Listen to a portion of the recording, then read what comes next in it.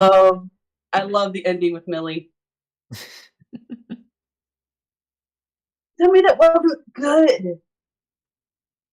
She's always a badass. Okay. Yeah. Oh, dang it. Hmm? Just put stuff in the wash.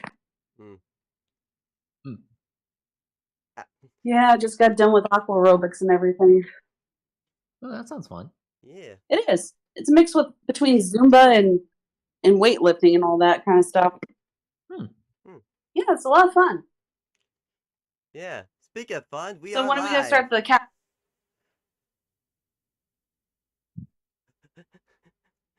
Hello, everyone. Welcome to the JesterCast. All right.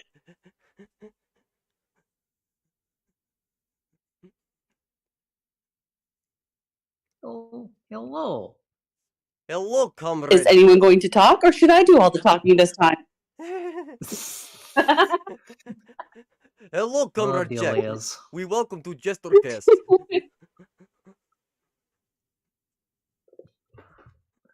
Hello, Boris, we need to do something about the crazy squirrel and moose.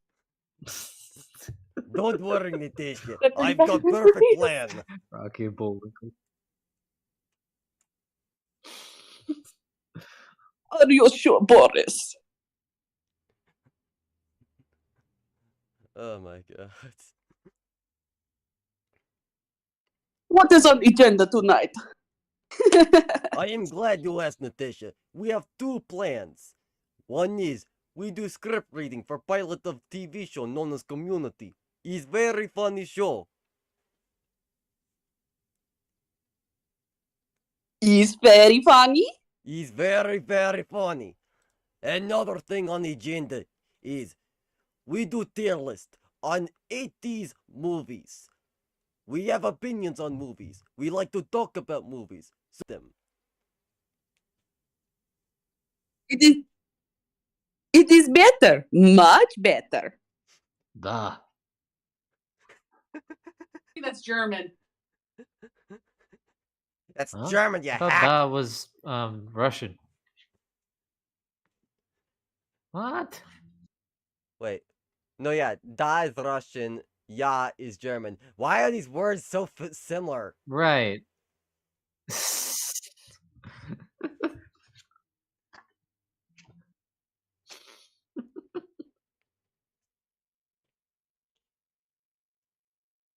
Anyways, yeah. 80s tier list and read through for the script, for the pilot script of Community. Sorry, I'm drunk.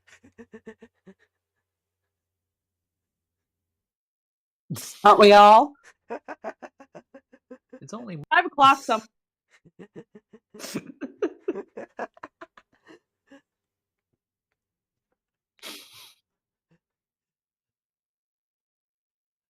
All right. All right. Where are you gonna put the script? I'm gonna be putting the script in VC chat. Okay, hang on a second. Just gotta get me a drink. Okay.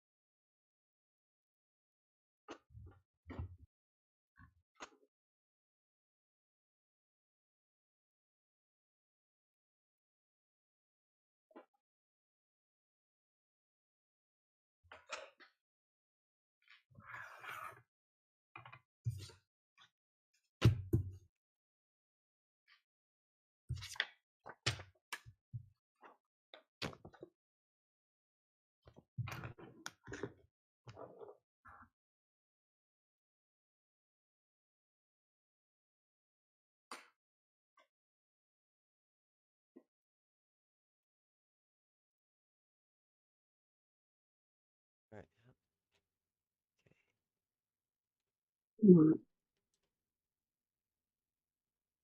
Oh, okay, it's on the way. Great.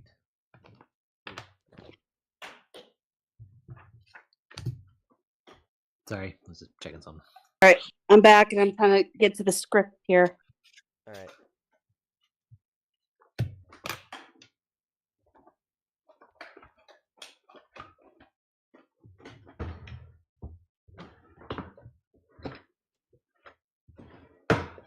Alright, and we've even got a cast, so we can, like, decide who will be playing who. Okay. Right. Alright, from left to right, we have Joel McHale as Jeff Winger. And it's pilot trans. Mhm. Okay. Just making sure. Okay.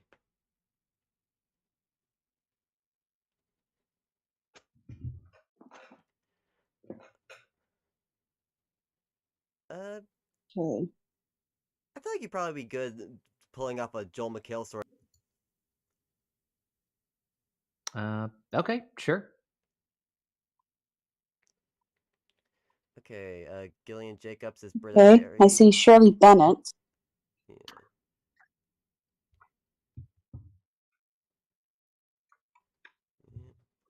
Let's see, Danny Pudi as Abed Nadir. Oh, thank God he's not a character with a stereotypical Arabic accent. Nope. Because if it was, I would not even consider doing this because I do not want to be canceled. I don't think anyone will want to try. Nah.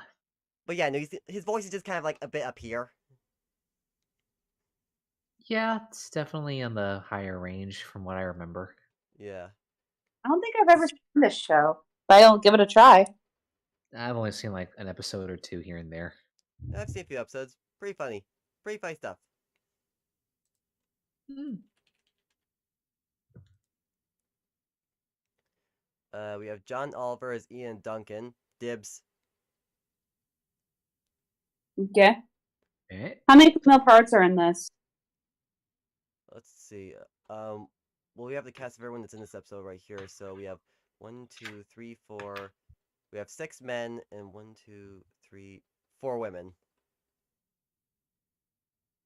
Okay. Anyone else joining our little live chat? No clue. All right. So until then, I guess I'm doing all the women. So business as usual. Pretty much. All right, let's see if we can. Hey, it's good practice. Yeah. Yeah. All right, let's see if we can split up the men equally enough. Okay, so Jack's gonna be the Jeff. I'll take Abed and Ian. Don Glover as Troy Barnes. I guess I could be Troy. Okay. Chevy Chase as Pierce Rothorn. I think I could do a decent enough Chevy Chase voice. Well, let me try. Okay. Let me try It's like been a while since I've seen Chevy Chase. I'm gonna try like a line from Vacation just to see if I can do it. I think you're all fucked in the head. We're 10 hours from the fucking fun park and you don't want to bail out. Well, let me tell you something. This is no longer a vacation. It's a quest. It's a quest for fun. Now I'm gonna have fun and you're gonna have fun. We're all gonna have so much fucking fun you'll need plastic surgery to remove your goddamn smiles. You'll be with like zippy dudes that have your assholes. I gotta be crazy. My pig wants to see a moose. Praise Marty Moose. Holy shit.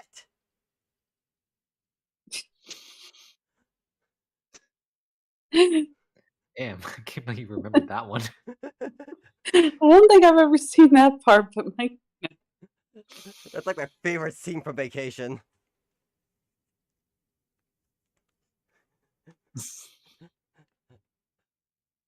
All right, okay. I'll take Chevy Chase, and I guess that leaves you with the Jim Rash character. Okay. Craig Pelton. All right. All right. Okay, summary. Okay, cold open. Summary. Dean Pelton is on a platform behind a lectern welcoming a new crop of freshmen to Greendale Community College. Jeff Winger observes from a distance as Dean Pelton tries to salvage his speech while his fellow Spanish 101 student Abed Nadir is talking to him. Jeff goes to surprise his former client, Professor Duncan, with a visit to his office and has a special request.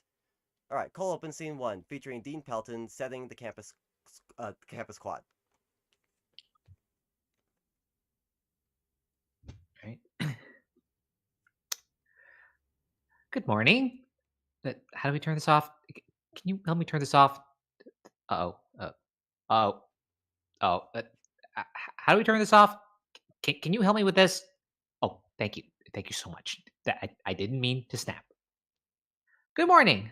Many of you are halfway through your first week here at Greendale, and as your dean, I thought I would share a few thoughts of wisdom and inspiration.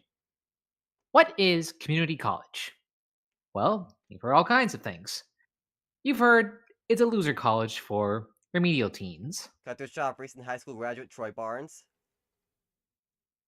middle aged divorcees, Cut to a shop, Shirley Bennett, a divorced mother of 2.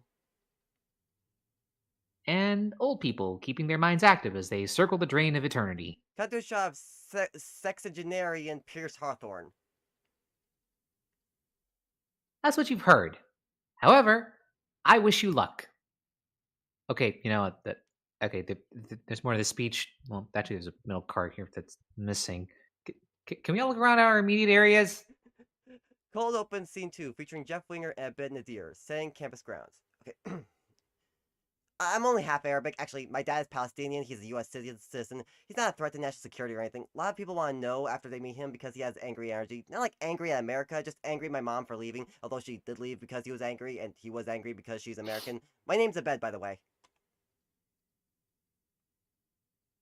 Abed, nice to know you, and then meet you, in that order.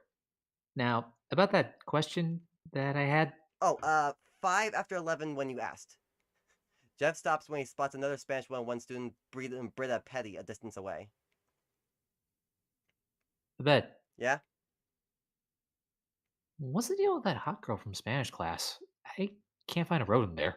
Well, I only talked to her once while she was borrowing a pencil. Her name is Britta, she's 28, birthday is October. She has 2 older brothers, and one of them works with children who have a disorder I might want to look up. Oh, and I think she's gonna flunk tomorrow's test, so she really needs to focus, and she's sorry if that makes her seem cold. Holy crap. Abed, I see your value now. That's the nicest thing anyone's ever said to me. Cold Open Scene 3, featuring Professor Ian Duncan and Jeff Winger. Setting Professor Ian Duncan's office in the Behavioral Sciences building. There is a knock on Professor Duncan's door. Absolutely not! Jeff opens the door and enters. If these guys knew you like I did, they would have given you a small office. Jeff Winger, genius at law. Gotta stop saying that. I will never do that. Sit down! I still cannot figure out how you got a jury to connect September the 11th with my DOI, let alone why that helped. Well, 2002 was a simpler time. So, what is my lawyer doing here? I'm a student. Well, that cannot be an inspiring journey. I am. I'm in a bit of a jam. The state bar has suspended my license. They found out my college degree was less than legitimate. Well, I thought you had a bachelor's from Columbia. Well, now I have to get one from America. Oof. And it can't be an email attachment. Well, you've picked a fine school. Yes, and I'm hoping that our friendship will yield certain advantages, academic guidance, Yes? moral support, every answer to every test for every one of the classes I'm taking. Here's my schedule. Now, Jeff, just by asking that, you have insulted the integrity of this entire institution. Student outside the office is urinating behind a dumpster, and Duncan gets up from his desk to yell at him. Oi! Waster! Not a bathroom! Not a bathroom! Okay, Duncan, you did seem less into integrity the day I convinced 12 of your peers that when you made that U-turn on the freeway and tried to order chalupas from the emergency call box, that your only real crime was loving America. Well, I do love America. I love it very much. Hmm? I love chalupas. But I'll look into it. thank you, Duncan. You are a good man. Jeff, are you familiar with the adage, cheetahs never prosper? No. And if I want to learn something, I wouldn't have come to community college. Alright, Act 1. Summary. Jeff is in the cafeteria chat line, as is Pierce Hawthorne. Jeff leaves to invite Britta to a study group. At the study room, Jeff welcomes Britta to his fake study group, unaware she invited to bed. Jeff meets with Duncan in school stadium. Jeff returns to the study room only to find Britta is gone and 3 more students are sitting at the table. Jeff runs into Britta and resolves to make the study group untutorable. Okay. Act 1, Scene 1, featuring Pierce Hawthorne, Jeff Britta, lunch late. Okay. Setting North Cafeteria. Oh, hey, Spanish. Yeah, don't hit on me, okay? Whoa, I wouldn't dream of it. I just want to let you know about my Spanish study group. Oh, whoa. The guy who's playing Bejeweled on his phone all class has a study group. Can I sign up twice? I'm taking the class as an easy credit. I'm actually a Spanish tutor, board certified. Can you say that in Spanish now? Podemos hablar de español. Una hora más. No rayar mi coche. I really need help with Spanish. Yeah, I was willing to bet. I'm Jeff, or Jefe. The group meets at the library at 4. Britta, thanks. You're gonna be there? Poquito más? That means see you there? The lunch lady shows up to talk to Jeff. Shouldn't be too hard to fake a study group, right? Huh? Oh, geez, I'm sorry. I was raised on TV, and I was conditioned to believe that every black woman over 50 is a cosmic mentor. Were you conditioned to pay for your damn tacos, Seinfeld? Yes. And I'm so sorry. It's Seinfeld. Act 1, Scene 2, featuring Jeff, Britta in a bed. Setting Group Study Room F. Bienvenidos. Bienvenidos. Jeff notices Britta arriving. Bienvenidos. Hey, all right, come on in. Got the whole table. Welcome. Yeah, the whole room.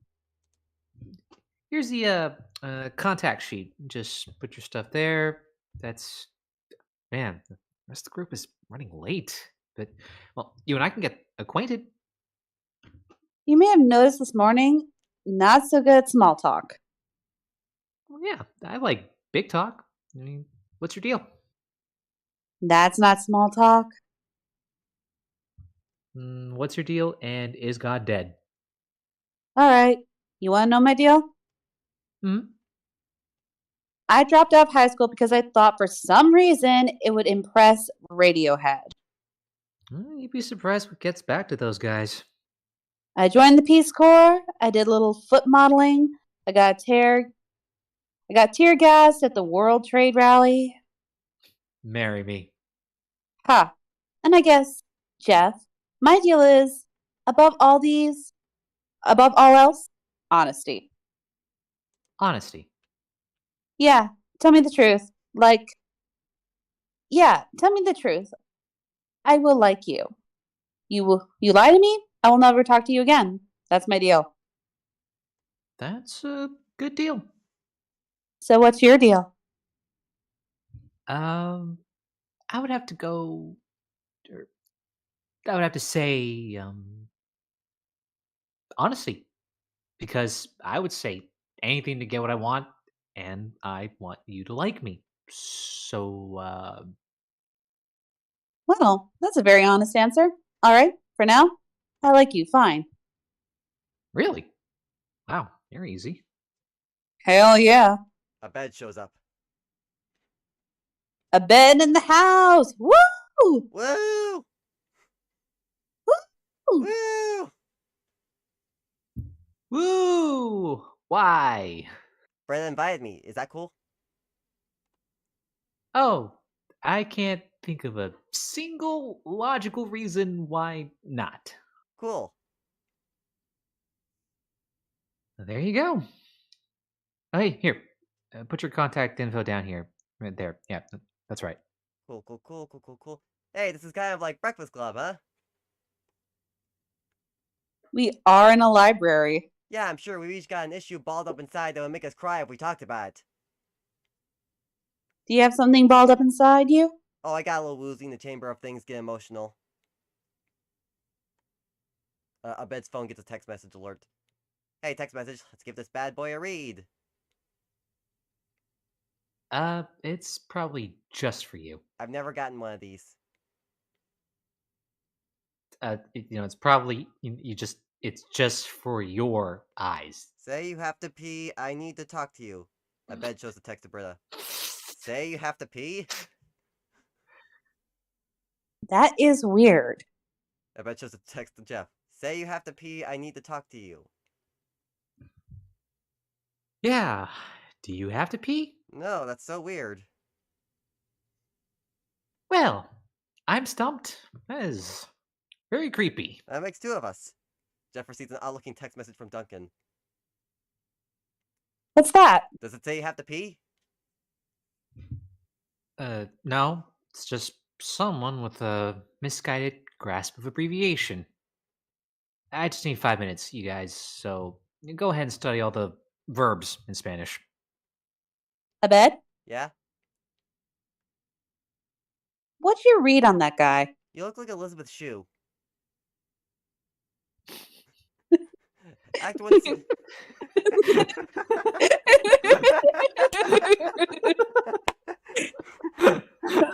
That was cute. That was actually kind of funny. Okay. Next act. Okay. Next scene. Act 1, Scene 3, featuring Jeff and Duncan. Setting Greendale football field. Just act natural. Pretend you're watching the athletic proceedings. Oh, you couldn't stop me from watching them.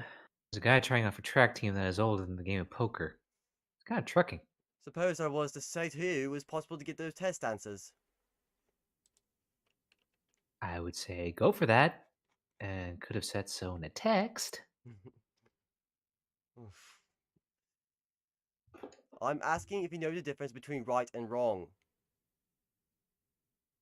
I discovered at a very early age that if I talked long enough, I could make anything right or wrong. So either I'm God or truth is relative, and either case, booyah. Oh, interesting. It's just, the average person has a much harder time saying booyah to moral relativism. Duncan, you don't have to play shrink to protect your pride. I accept your chicken. Are you trying to use reverse psychology on a psychologist? No, I'm just using regular psychology on a spineless British twit. I'm a professor. You can't talk to me that way. A 6-year-old girl could talk to you that way. Yes, because that would be adorable. No, because you're a 5-year-old girl. And there's a pecking order. Fine, I'll do it. Thank you. Yeah, with pleasure. Bye. Yes, good. Why am I still shouting? I'm drawing attention to myself. Act 1, Scene 4, featuring Jeff, Abed, Troy Barnes, Annie Anson, Shirley Bennett, and Pierce Hawthorne. Setting group study, room F. You guys aren't going to believe this, but the rest of the group is here. Are you the board-certified tutor? That means you do my homework, right, Seacrest? I need to call my babysitter if we're going to be late. What board certified a tutor? Where's Britta? Not sure, but I invited more people from Spanish class. Is that cool? It's the coolest. I'm gonna go to the bathroom and bring my jacket, wallet, and keys with me in case there's a fire. Should we go with him? Clearly, my homework was Slumdog Millionaire over there. That's borderline racist, I think. Act 1, Scene 5, featuring Jeff and Britta, setting library front entrance. Jeff leaves the building and runs into Britta, who is smoking a cigarette. And busted. Listen. Now you know. I'm a smoker. Yeah, but they're filtered, so that makes them safe. You ready to get started? Looks like the rest of your group showed up. Yeah, well, not mine, actually. I think Abed took out a page on Craigslist, and I was trained never to say this, but I think that group may be untutorable. Oh, really? So, why don't you and I go study over Dinner? or drinks? Actually, we should prioritize here and study first and then go to dinner. And if they really prove to be untutorable, we'll slip out early. Britta goes back inside, but Jeff lingers behind. Oh, they will be untutorable. Alright, Act 2. Summary. Jeff goes back to the study room intent on stirring the pot between everyone. Jeff leaves to meet with Duncan inside his friend's car. Jeff returns to the library and is confronted by Britta outside the study room. Okay. Act 2, Scene 1. Featuring Jeff, Britta, Abed, Annie, Troy, Shirley, and Pierce. Setting group study room F. All right. Look at this crew. All ready to study all night. I can stay at least till 10. But who studies with strangers, right? My name is Jeff. Jeff, it's a pleasure. My name is Pierce Hawthorne, and yes, that is Hawthorne as in Hawthorne Wipes, the award-winning moist towelette. I was just gonna ask. I'm also a Toastmaster, so maybe I should do the introductions. Definitely. You know Brittles?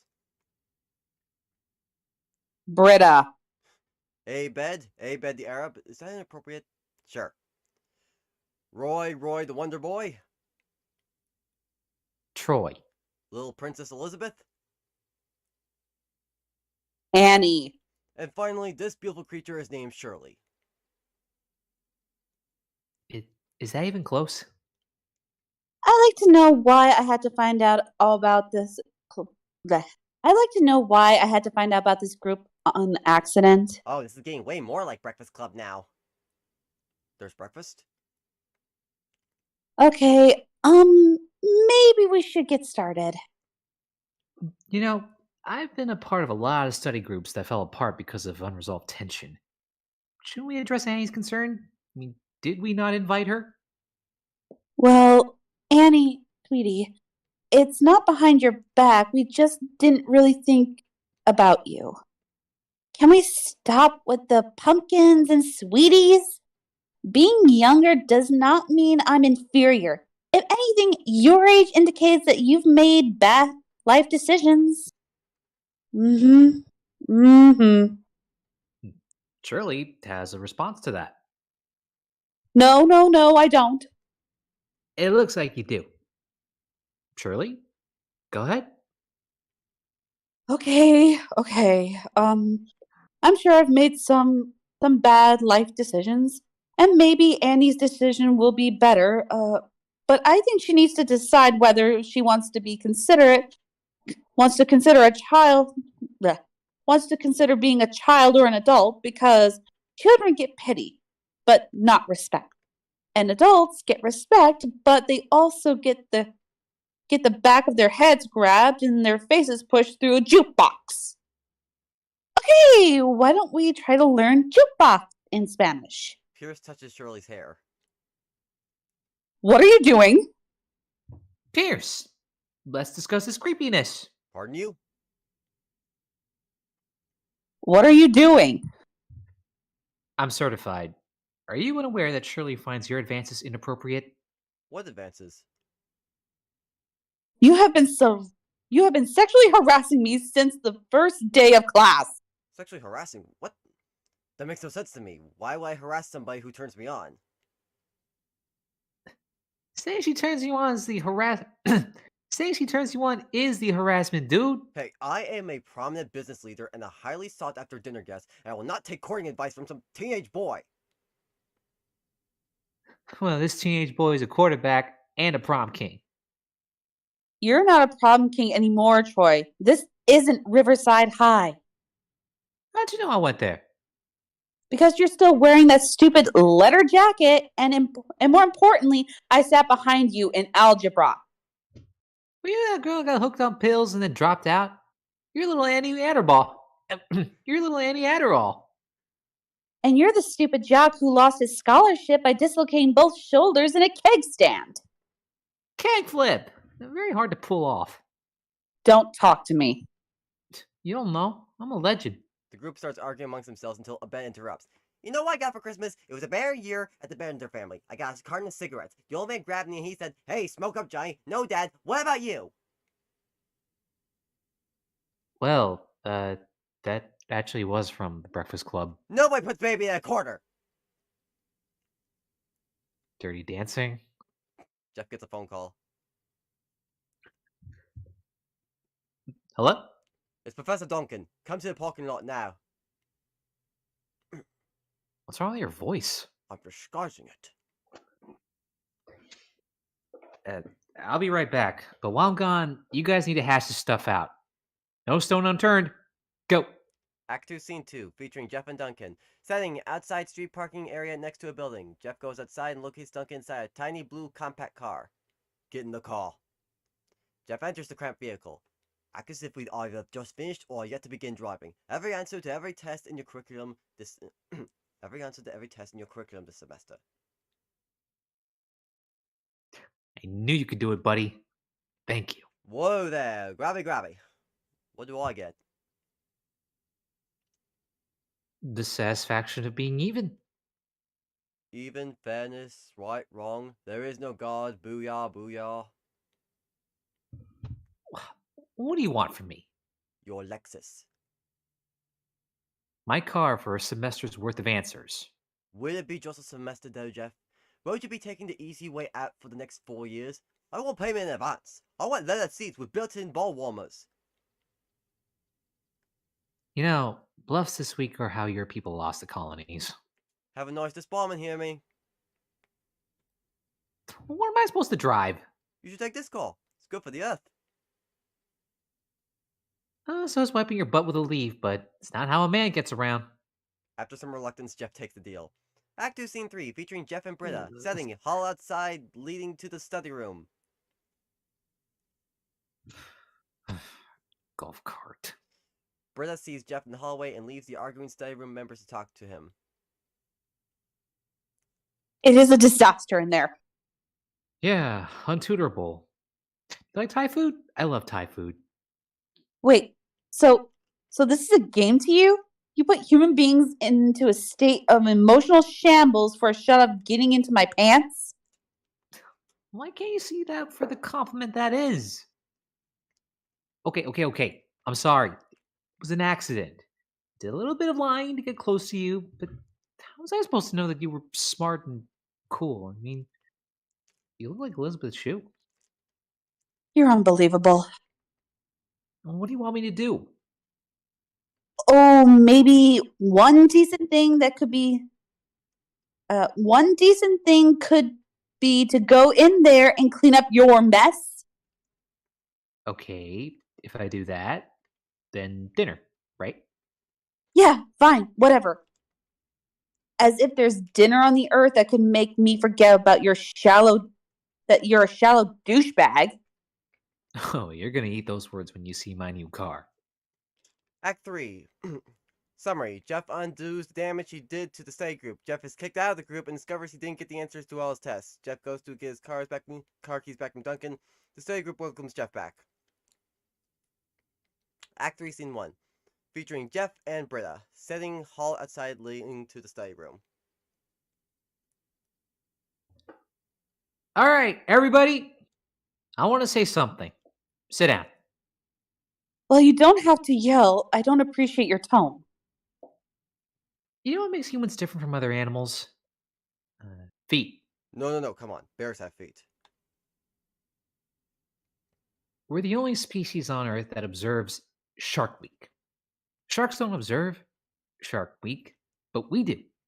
The same reason I can pick up this pencil, tell you its name is Steve, and go like this. Jeff snaps the pencil too. Ah! And part of you dies just a little bit on the inside because people can connect with anything. We can sympathize with a pencil. We can forgive a shark. And we can give Ben Affleck an Academy Award for screenwriting. Big mistake. People can find good in just about anything but themselves. Look at me. It's clear to all of you that I am awesome. But I could never admit that because that would make me an ass. But what I can do is see what makes Annie awesome. She's driven. We need driven people for the lights. We need driven people or the lights go out, the ice cream melts. And Pierce, we need guys like Pierce. This guy has wisdom to offer. The Dalai Lama and I. We should listen to him sometime. We wouldn't regret it. And Shirley has earned our respect. Not as a wife, not as a mother, but as a woman. Don't test her on that. Because the thing about the jukebox was too specific to be improvised. And Troy, I mean, who cares if Troy thinks he's all that? I mean, maybe he is. You think astronauts go to the moon because they hate oxygen? No, trying to impress their high school's prom king. And a bed's a shaman. A bed's a shaman. You ask him to pass a salt, he gives you a bowl of soup. Because you know what? Soup is better. A bed is better. You are all better than you think you are. You are just designed not to believe it when you hear it from yourself. Soup? I want you to look to the person to your left. Sorry, look at the person sitting next to you. Look at her. Okay. This? Yeah. I want you to extend to that person the same compassion that you extend to sharks, pencils, and Ben Affleck. I want you to say to that person, I forgive you. I forgive you. I forgive you. I forgive you. I forgive you, I forgive you. you little twerp. Pierce, I'd like you to say, I forgive you. He didn't say it? I forgive you. You've just stopped being a study group. You've become something unstoppable. I hereby pronounce you a community. Oh, that's nice. I like that. This isn't like Breakfast Club anymore. Now it's like Stripes or Meatballs. Anything with Bill Murray. I agree with Abed that tonight has been very special. And now, if you'll excuse me, I have a dinner engagement with Britta. Britta? I lied. Thanks for calming everyone down, but since you're not a Spanish tutor, just a lying creep who purposely upset everyone in attempts to get with me, I'd appreciate if you left and stopped wasting all of our time. Everybody ready? Fine. And I'm happy to report that one of the benefits of being a lying creep is having all the answers to tomorrow's test. And I'm happy to share them with anyone whose time I wasted more than they wasted mine. Jeff, if you have all the answers, why the hell did you start this group? I don't have a study group, Pierce. I made it up. What about the look left beat? Made it up. That's what I do. I make things up. And I got paid a lot of money to do it. Before I came to this school shaped toilet, I was a lawyer. Oh man, this ruins everything. You know, I thought you were like Bill Murray in any of his films, but you're more like Michael Douglas in any of his films. Yeah? Well, you have Asperger's. What does that mean? Asperger. It's a serious disorder. It really is. If it's so serious, why don't they call it meningitis? Yeah. Asperger. Burger for your ass. Act 3, Scene 2, featuring Jeff. Setting outside the library. Jeff goes outside and opens the package Duncan gave him. All the pages are blank, save one that reads, Booyah. Act 3, Scene 3, featuring Jeff and Duncan. Setting Duncan's office. Jeff angrily pushes in the office door. Jeffrey! Before you say anything, you might want to think about the gift you've been given. An excuse to punch a hippie? No, not that. An important lesson, my friend. You see, the tools you acquire to survive out there will not help you here at Greendale. What you have, my friend, is a second chance and an honest life. Why are people trying to teach me things at a school that has an express tuition aisle? Give me my keys. No! I have to keep your car for the lesson. Jeff approaches him and Duncan throws him the car keys. Don't hit me! Please don't hit me! Jeffrey? Jeffrey? Are we cool? Are we cool? We cool. Act 3, Scene 4, featuring the study group. Saying, the library front entrance. Jeff walks by the library when Pierce calls out to him. I like you, Jeffrey. You remind me of myself at your age. I deserve that. You know I've been divorced 7 times? Sometimes I think I'm doing something wrong. You keep getting married. I never looked at it that way. Troy shows up.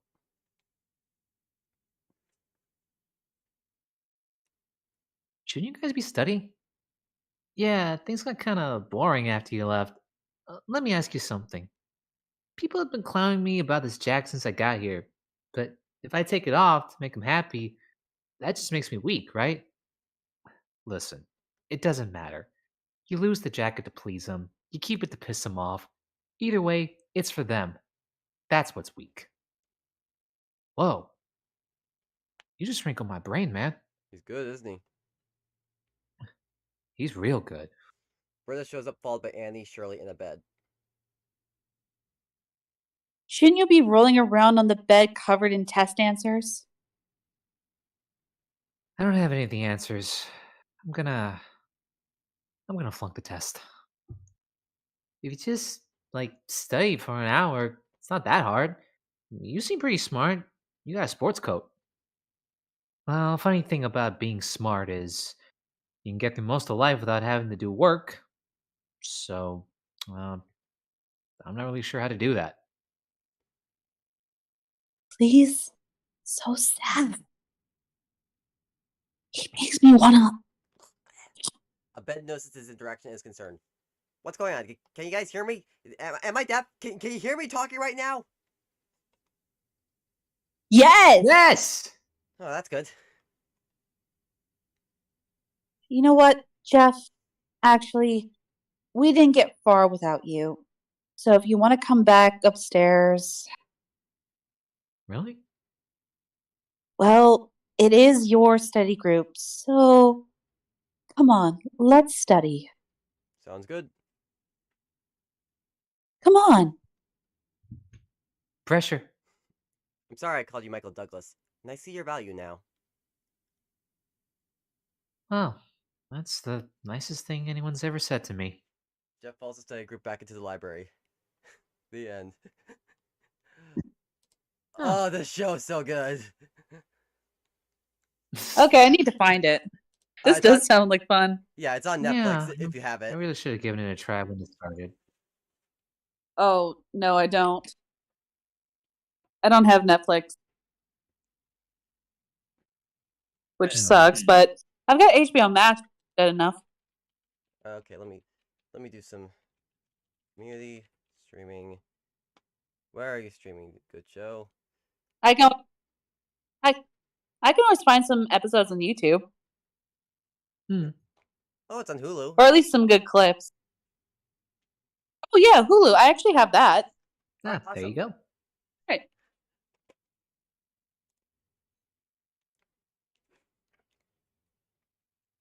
All right. Now for part 2 of the show, the portion where two 80s nerds nerd about 80s.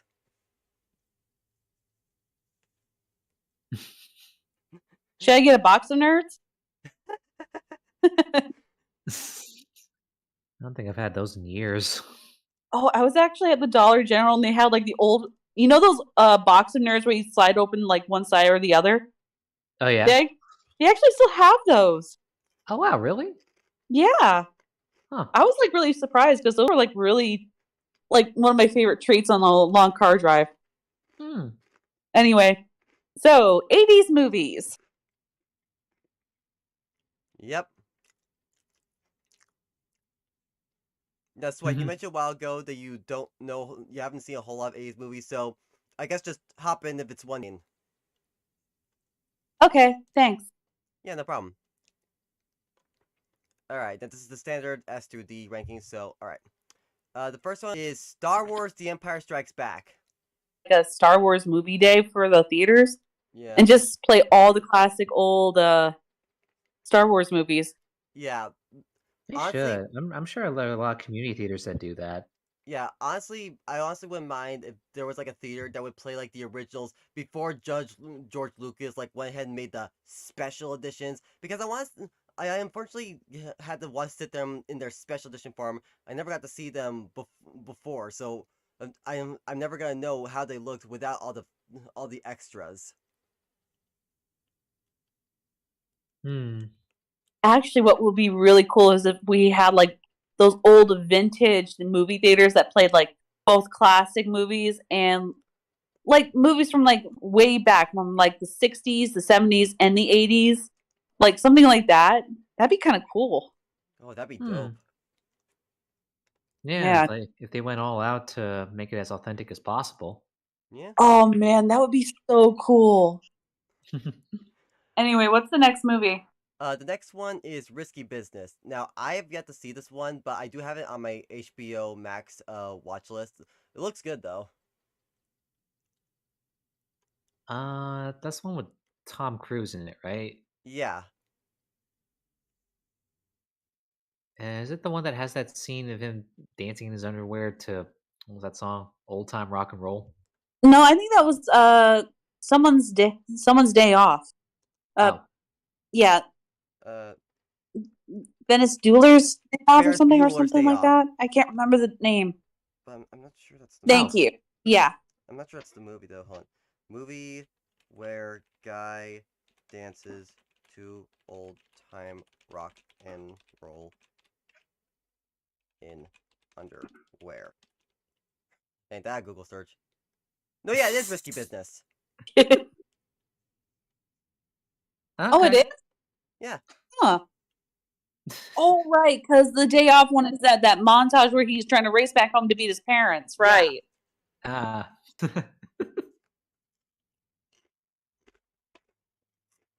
I So- mean, that's the only thing I know about the movie. I've never actually seen it, so. Family Guy. I Well, don't Family want to say Family Guy. references. Oh yeah. All right. Looks like I have to create a never seen category, which standard. Okay. The Untouchables. Untouchables. Trying to remember. That's a war movie, right? It looks like it, yeah. Man. The Untouchables. I heard of the title, but I haven't seen the movie. Yeah, I haven't seen it either. I think I vaguely remember seeing recommended clips on YouTube and just never actually clicked on them. Yeah. Fair enough.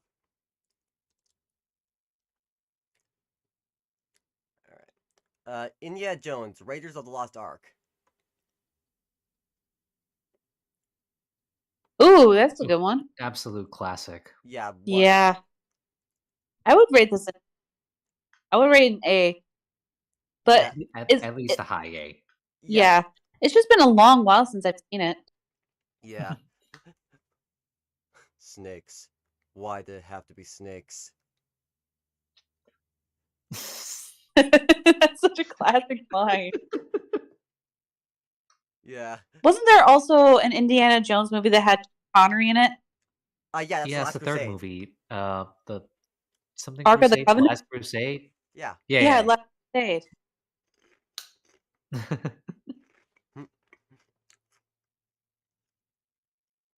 Oh, so good. All right. Really funny scenes. Like she goes to a party, gets drunk, and a bunch of guys pay. So one kid manages to sneak her underwear and gets a bunch of guys to pay him just to show it off in the boys' bathroom. Yeah, it's just like he comes out of the stall, looks at everyone, and just holds it up like the Lion King, like the Lion King. And they all go, "Oh!" Oh my god.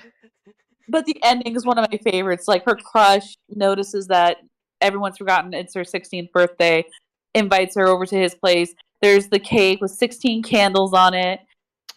He tells her to make a wish. She says it's already come true, and they kiss. It's one of my favorite scenes. Oh, I've never actually seen it, but I do remember that reference when people reference that ending. I see. Yeah. Yeah. Okay. Huh. Yeah, That sounds really sweet though. Yeah. it is. Plus, like, quite a few of the So, characters. if I I was just gonna say it also helps. sorry, go ahead.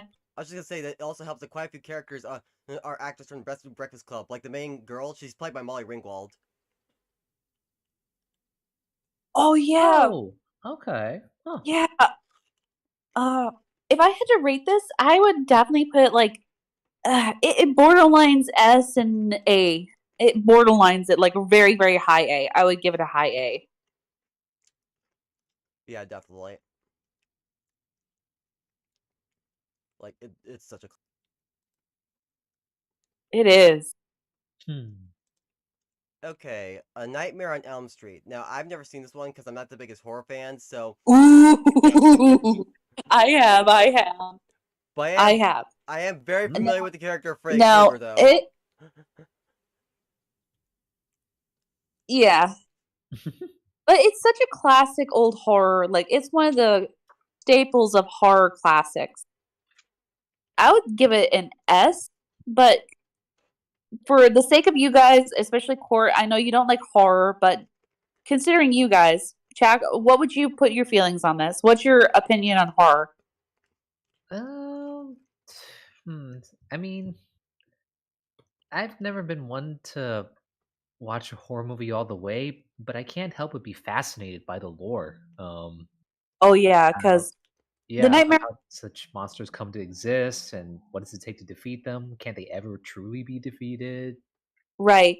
Now, with Nightmare on Elm Street, it really has an iconic killer where he kills you via your dreams, and it has some of the most iconic kills I've seen. So, but considering, like you guys haven't seen, but in my opinion, I would rate it S as one of the classics of horror, Hmm. especially since it's the original Nightmare on Elm Street. Hmm.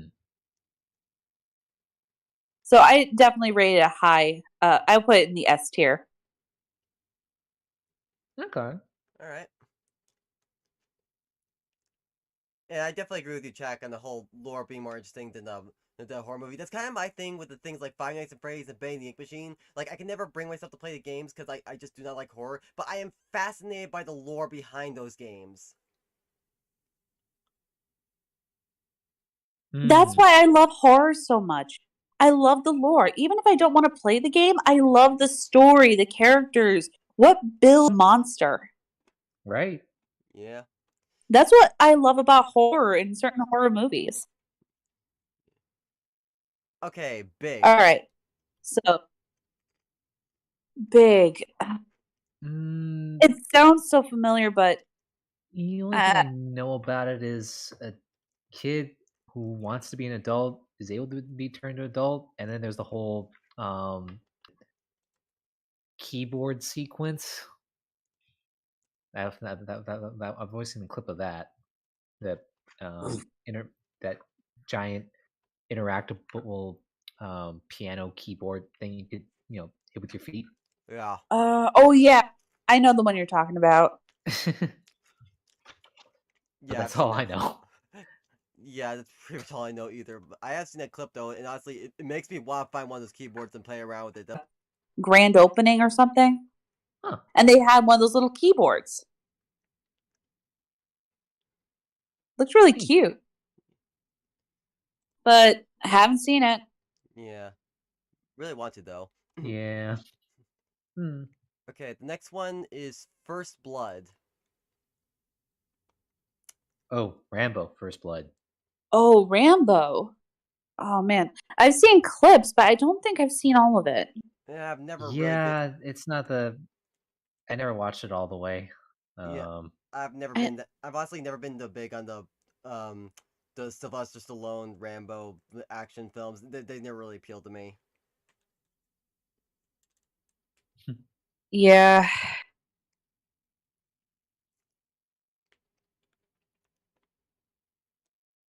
So I'm gonna have to say I haven't seen it. Yeah, neither have I. yeah, might as well. I mean, even with clips, it's just like you haven't seen the whole movie to get the story. But then again, Yeah. what story is there? Yeah. All right, Star Wars: Return of the Jedi. Ooh, another classic. Hmm. I mean, Are we just gonna put every Star Wars movie in the S tier, or are we gonna think about this one? Um, well, yeah, honestly, no, I'm taking my time thinking about it. Right. It's gonna been be a very, very, very long time since I've seen it. gonna be honest. Ugh. This one is good, but I'm gonna be honest. It's not as good as The Empire Strikes Back because when you really think about the story, is kind of. I mean, come on. What's the big threat here? The like Was they make another Death Star. Like that's kind of like rehashing the first movie a little bit, the first couple movies. So quick question. Yeah, quick question. Is this the one where Han Solo gets frozen or something? Frozen. You know, frozen in carbonate or something? That classic scene? Oh, right. Well, no, that happened in the second movie, but the third movie does open. Yeah, in the beginning. So Oh, okay. So, yeah, no idea. I don't know how I would even possibly rate it. I guess um, if I had to be honest, I would, and I'm being generous here. I'd probably put it at a B tier. well, honestly, hmm. I still think it's good, just not as good as the second one. So I don't know. I still think it's fine. Like maybe like a Yeah, low A. Yeah, I could get behind that. I mean, yeah. at that point, I can at least appreciate, you know, um, Luke Skywalker's journey as a whole up when it gets to that point, as well as I guess tying up some of the Loose ends. plot threads and loose ends. I just the only other thing I remember, and this is just from I remember from reading, threads on Reddit and what critics say or what people generally did not like about were the Ewoks. Oh my god. The little Ewoks. I mean, it is kind of understandable. I did kind of find the Ewoks a little bit annoying. Some people were still questioning the logistics of how did it take just a few rebels and a whole bunch of Ewoks to defeat the Empire? How? Yeah, that actually is kind of a good point. Like Ewoks are basically like little stuffed animals. How did they get a bunch of? How did they defeat the Empire with Care Bears? I don't know. Especially mutated looking ones. Yeah.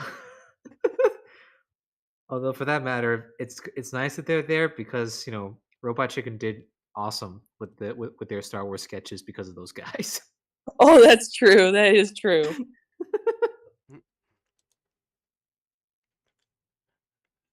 This film is hilarious, in my opinion. Man, it's Yes. I, Ah. it's been so long since I've seen this one, but I would definitely have to say an S. My favorite scene has always got to be the woman's getting all hysterical, and there's like a line of people right behind, just ready to start beating her. Like, that's just the most hilarious. That was the best scene. Get a hold of yourself.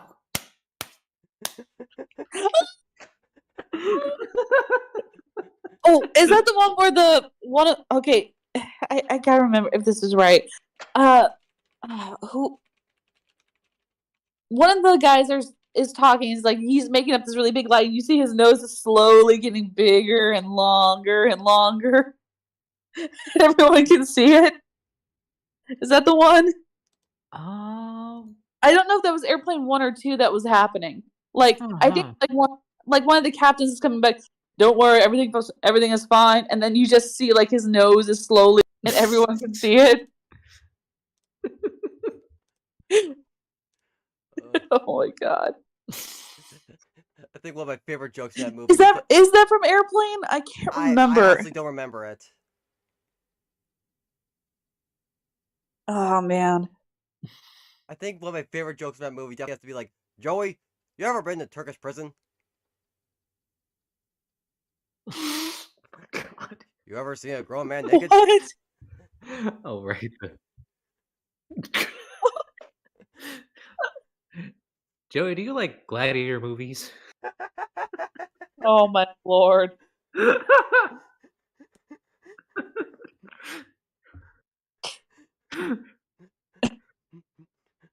Oh, I am serious, and oh don't call God, me what's Shirley. this?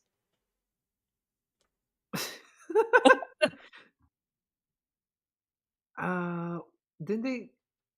What's that basketball player's name? As the co-pilot? Kareem Abdul-Jabbar, I Yep, think. Kareem Abdul-Jabbar. Oh yeah. Yeah. He was the co-pilot.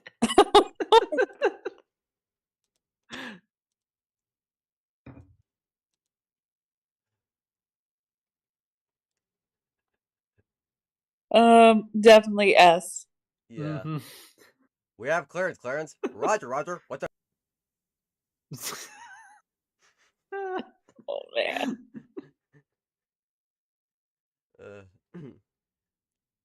All right. Next one is Beetlejuice. S Beetlejuice. S S tier, S tier. My God, S tier. Yeah. Yes. I remember watching that as a kid. I loved the dinner scene when they were singing Deo. Oh my God, that was like Daylight I comes loved it and we so wanna much. go home. My favorite was another favorite part was we saw like uh, I keep forgetting her husband turn stretching their mouths and distorting their faces to be scary looking. I loved that part so much. Like, I mean, half of it was like claymation, but you gotta admit that's some impressive makeup work. Yeah. Oh yeah.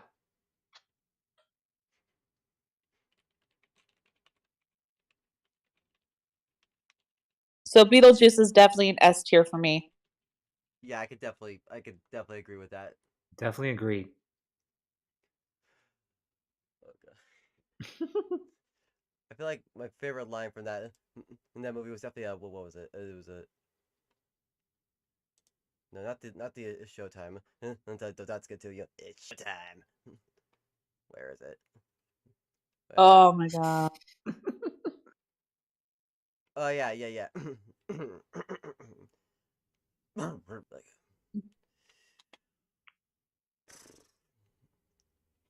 Where is it? Yeah, I know. I literally have this quote saved. Where is it? Oh, here it is. Well, I attended Wait, is it the Juilliard. qualifications line? Yeah.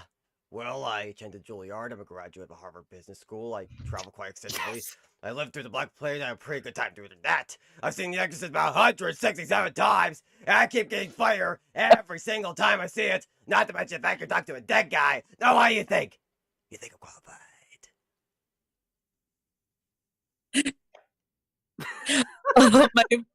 My favorite part is when he's waiting in the queue. He's sitting right next to that one dancer that's severed in half. He tries to touch her leg, and she just starts bashing on him like, Oh, "Stop yeah. me!"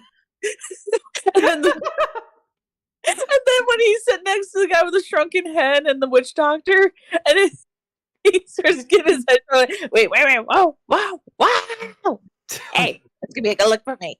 Oh my God, He that's started what switching numbers. that's like one of my favorite scenes. Okay. The next one is Spinal Tap. Never seen this one. Final Tap? Spinal Tap. I thought that, but I didn't know it was a movie. What? Spinal Tap. I mean, it would Is be. that a horror action? What? Uh, Yeah, the movie. Hmm. Spinal I haven't seen it either. Spinal Tap. Oh, it's a 1984 mockumentary film. Oh, Okay. mockumentary. Oh, okay.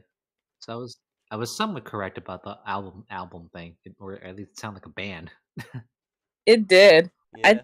isn't there isn't there a band called Final Tap? That's what I thought. Or maybe they released music, or they made music based off of this film, or considering how popular it was, I guess, or successful it was. Yeah. Yeah. Hmm. All right. Oh, hands down my favorite film of all time. Next one we got Back to the Future. Are we just starting with the first one? Yep, Yeah, is this the first one? this is the first one. Hmm. Oh, this is classic. Set the ground for everything. This is a definite. It's got to be an S tier. This is like top of S. This is like one of the best films to ever come out of the 80s. This is the most 80s film to ever 80s. So S plus. Yep. The way I see it, Why not? when this baby hits 8 miles per hour, you're gonna see some serious shit.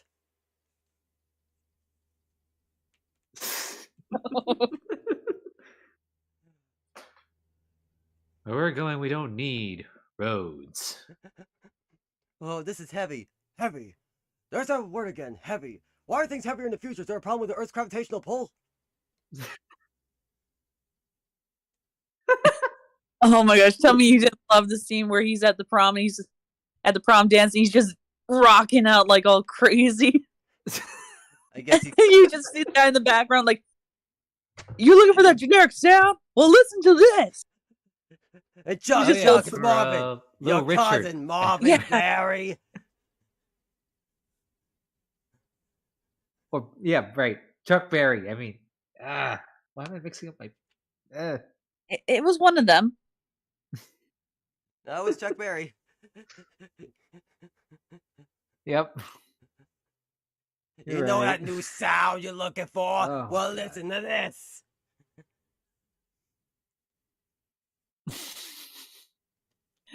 Oh man, Oh, just classic. yeah. Oh, here's another classic.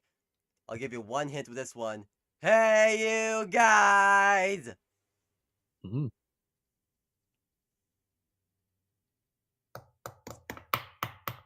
Oh, Oh God. That does sound familiar. Why can't I remember? It's freaking Goonies, brain man! fart. Uh, Goonies. damn it! Why did Yeah. I? Goonies. God damn it. I'm ashamed of myself. It has been the last time I saw Goonies was like when I was like really young. Same.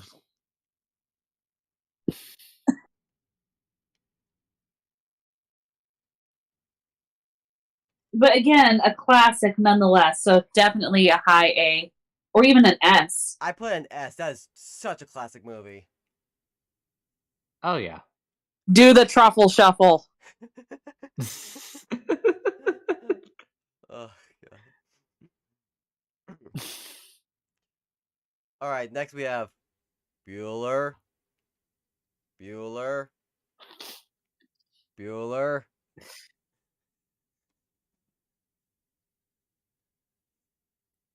No clue. It's Ferris Bueller's Day Off.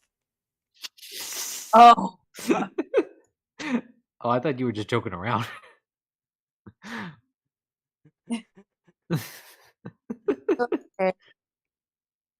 Oh man. I've only seen clips of it, so I'll have to stay out of this one in my opinion. This is such a good movie in my opinion. This was the movie that I think put Matthew Broderick on the map.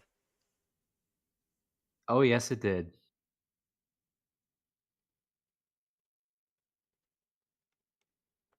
I remember wishing I had a room like Cameron's back then. Oh yeah, that was, and oh my God, that car. Oh, that was such a sick car. Dude.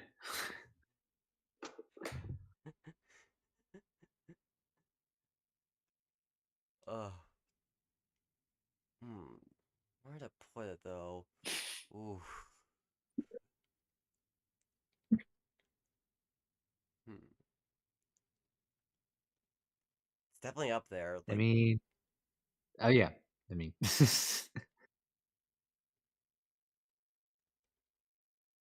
uh, I mean, it can. I mean, it can go anywhere in S as far as I'm concerned. yeah, this is definitely an S tier movie.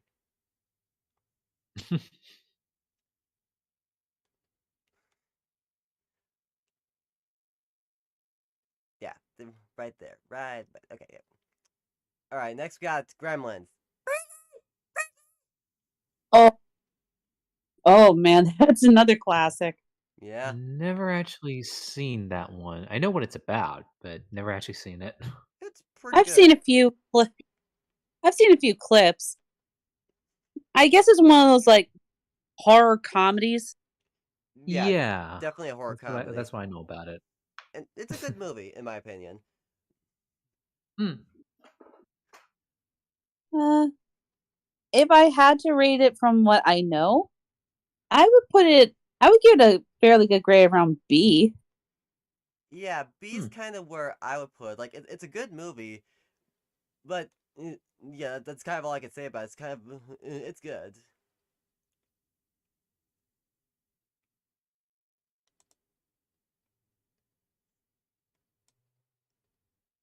All right, next we have Raging Bull. Raging Bull Yeah, sounds Um, sounds Raging. familiar. I think my mom liked that one movie. Is it the That's one that takes place in South Dakota? no wait, it's the boxing movie with Robert De Niro, right? yeah. Then Hmm. no.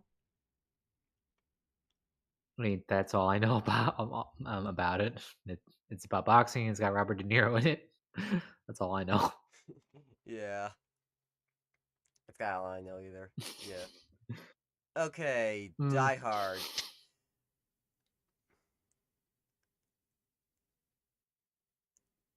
I haven't seen it. Neither have Saw I. like half of it. I've never seen it, and honestly, I don't want to see it because honestly, the hype around the movie kind of kills it and killed it for me because it just killed any interest I might have had in seeing it. Is it because like all I know about it is apparently only people a lot of people argue on it being a Christmas movie, and honestly, from the clips I've seen, I don't think it is. And that one line, "Yippee ki motherfucker." Yeah, I tried to watch it because of the hype surrounding it, but I don't know. Like I said, I only got about through halfway of it before I got distracted by something else. I wouldn't even know. I've heard the name, but I haven't even seen the actual movie. Yeah. Not even clips. Yeah. Hmm. All right, Fast Times at Richmond High. Never heard of it. Never actually seen that one. Yeah, I've never seen it. Looks good though. Hmm. Oh, The Breakfast Club. This is an S. This is a full-on S. Agreed. It's an S. Heck yeah. In fact, I'm willing to put this like at the very top of S. Like this is like a perfect, like this is like about as perfect a movie as you can get. I agree. Hmm. I like the all that one scene where they're all sitting together. One of them's talking about, and each one is talking about how they got into detention. Like you got the one smart kid, how like he got into detention for bringing a gun to school because he couldn't get a stupid lamp to work, and he got his first like B or something or first failing grade because of it. And you kind of feel for him because he's being put under so much pressure. Hmm. And then the jock and everything else. Yeah, it's like this was like one of the first times we ever see these like these tropes, these cliche characters really broken down to their core, and like Yeah. And that's what makes it so interesting. Is when you finally stop looking at them like, oh, these are just the typical jock, nerd, weird, smart kid. And then you look past it and then you see these are just kids just put under so much stress, so much pressure. You see more. And then, of course, you got that one teacher looking after them who's an asshole. Hmm. yeah, and honestly, that kind of makes the scene where he kind of gets called out by the janitor like such karmic justice in my opinion. Agreed. Hmm. Because the janitor really doesn't have anything to lose. The teacher does. And that's actually really interesting. It's like the whole story with the emperor and the new clothes. Someone with absolutely nothing to lose calls out the person who's in power. True. Very true. All right, next film we got is Platoon. From title alone, it looks like another army movie. Yeah, I've heard of it. Never actually watched it. Platoon. Uh, I've heard the name. I just don't think I've seen it. Yeah. All right. Now, before I say his title, I feel we should probably say that we should put all the disgust and the hype aside and judge it as a film alone. A Christmas Story. Okay. Okay, A Christmas Story. As a movie itself, it's a classic, but there are just some things in that movie that just crawled my. That just makes my skin crawl. Hmm. First of all, one of the scenes is was I guess it's the scene where Ricky gets home and it's like he's got the bar of soap in his mouth and he tells his mom a lie, It's Ralphie. and then you overhear his friend getting beaten over the. Yeah, Oh yeah. Yeah. that always made me cringe hard, That and then kind of the whole killed it for me. that I even agreed with the mom like maybe I shouldn't have said anything because just hearing that scared the living crap out of me. Yeah. And but I did enjoy one scene, like the bully finally getting his comeuppance from Ralph, just getting beat on by him. I actually liked that part. Yeah. I think my favorite part of the movie, though, But definitely has to be the ending because it just it really encompasses everything Christmas. My opinion, just seeing the mom and the dad just sitting in the dark, just with those beautiful Christmas lights, just watching it snow, and then we just see Ralph be talking about the greatest Christmas present of all time. I don't know, that ending just really sums up everything wonderful about Christmas, in my opinion. Hmm. so as a movie, it is good, and we can always excuse the hype. My we The first time I watched it, I actually laughed about the leg lamp. Fragile! It My must be dad made my Italian! brother and I sit down and watch that movie for the first time.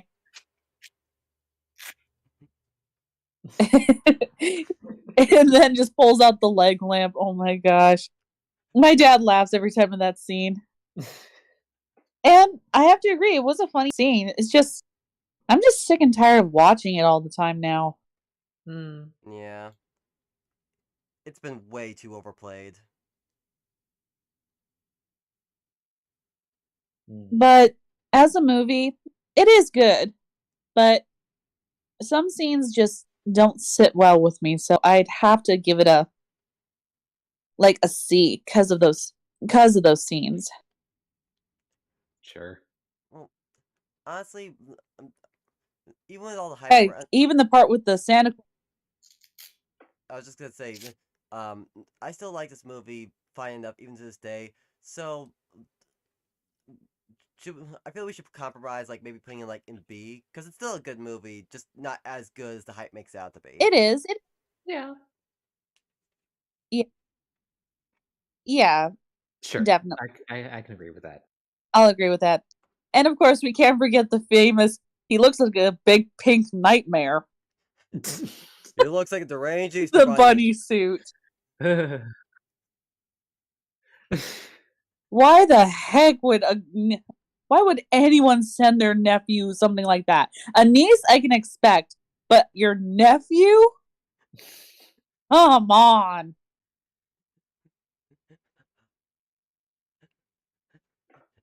I'm sorry, I gotta say, Okay. I feel like the Santa Claus scene is pretty funny. How, how? Kick down the slide. You shoot your eye out, kid. Merry Christmas. Ho, ho, ho.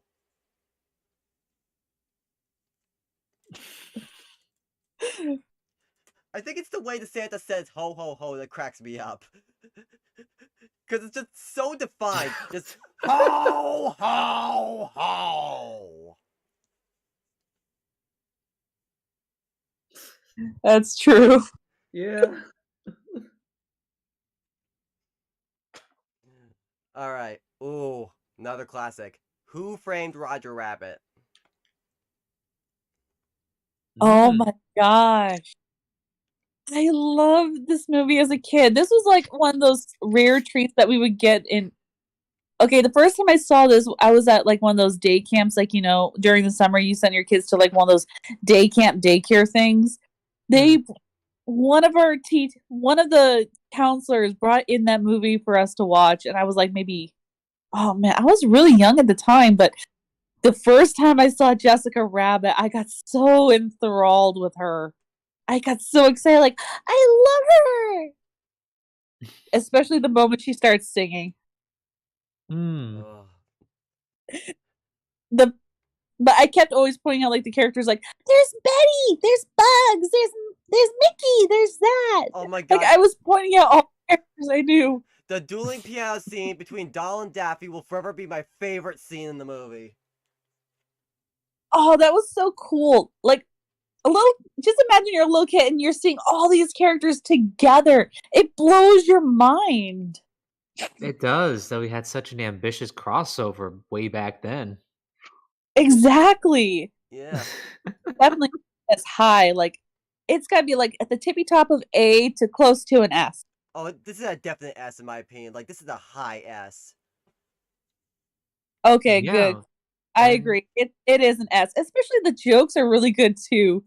My favorite joke, I didn't get it as a kid, but got it when I was older, is that they're captured and the main bad guy yells at the weasels, frisk the woman!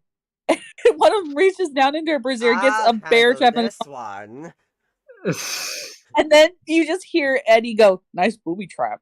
Nice booby trap. And you just see, I never got that as a kid until I was older. I'm like, that is the funniest joke I've ever heard.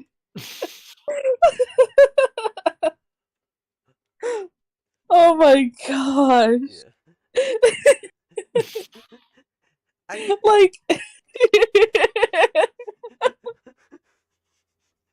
actually, interesting fun fact about that movie. Apparently, when Disney was making the deal to make this movie with Warner Brothers and have the characters in there, the deal was that Mhm. their characters couldn't have more screen time than the others. So that's why you don't see you don't see them solo. You don't see Bugs without Mickey, and you don't see Daffy without Doll because each one has to get equal amount of screen time. actually, that's another Mm. fact. If you look at the scene with Mickey and Bugs, they both enter at the same time and exit at the same time, so they both get equal screen time, just like Donald and Daffy. Yeah, Mm. Makes sense. yeah. Though I feel like Disney might have cheated a little bit at the very end, because like we get Porky Pig, then we did get Tinkerbell, and Porky leaves, but Tink's on there for a bit longer.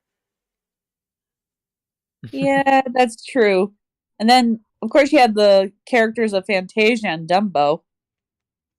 Ah. Yeah, true. But man, that just Though in retrospect, maybe they evened it out that with a bit later when we see Yosemite Sam. oh yeah. I still laugh every time. My mom's favorite line from like Yosemite Sam is when he's like in the desert. He's riding on the camel and he sees like all these footprints. He goes, "Hey, horny toads. Someone's got footprints all over my desert," or something like that.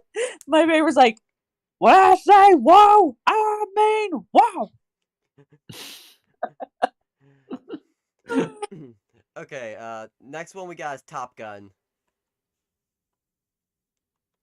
Mm. Never seen it. I've seen it I've and the seen it. sequel. It such a Your opinion? it's so good. It's such a good movie. It is. I can see exactly why recruit or at least the enlisting rates went up.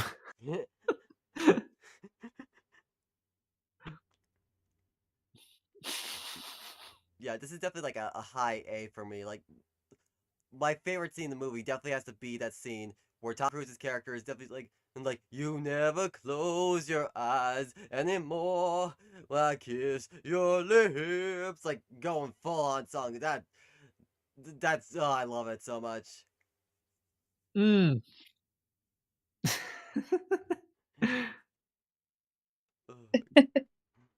Okay, I'll agree with you guys. Mm. But yeah, this is like a high A for me. What about you? Where would you put? Mm.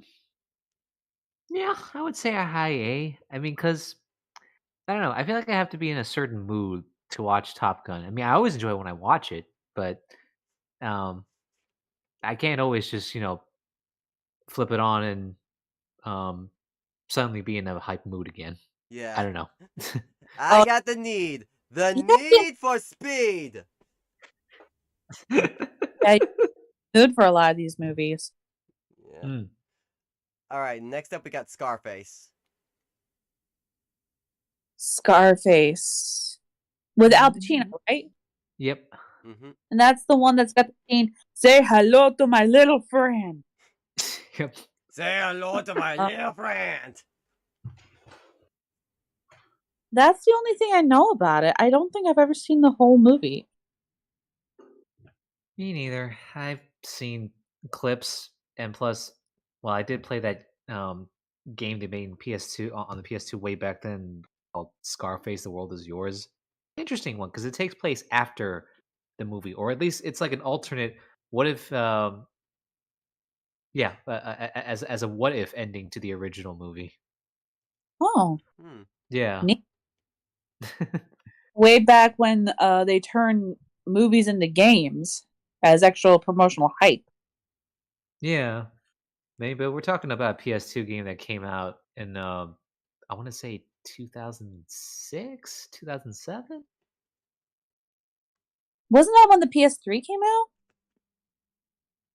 Uh it perhaps it may have around that time. Alexa, when did the PS3 come out? The Sony PlayStation 3 first went on sale on November 11, 2006 in Japan. 6 days later, it was officially released in the United States. Okay, Oh, 2006. okay. It Okay. was it was still early enough that people were still making plenty of PS2 games back then. Hmm. Well, yeah, even if the next PS3 came out, they would still make games for the PS2 as well. Oh yeah. All right, Terminator. Oh, oh, Um hmm.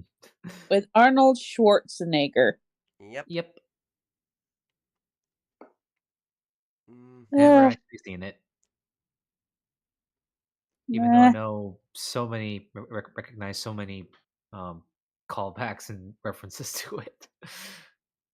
uh, I've seen it, and honestly, it's good. But honestly, I think the second one is better because Schwarzenegger is decent as a villain in the first one. But honestly, I much prefer the T-1000, the second one. He is far more threatening.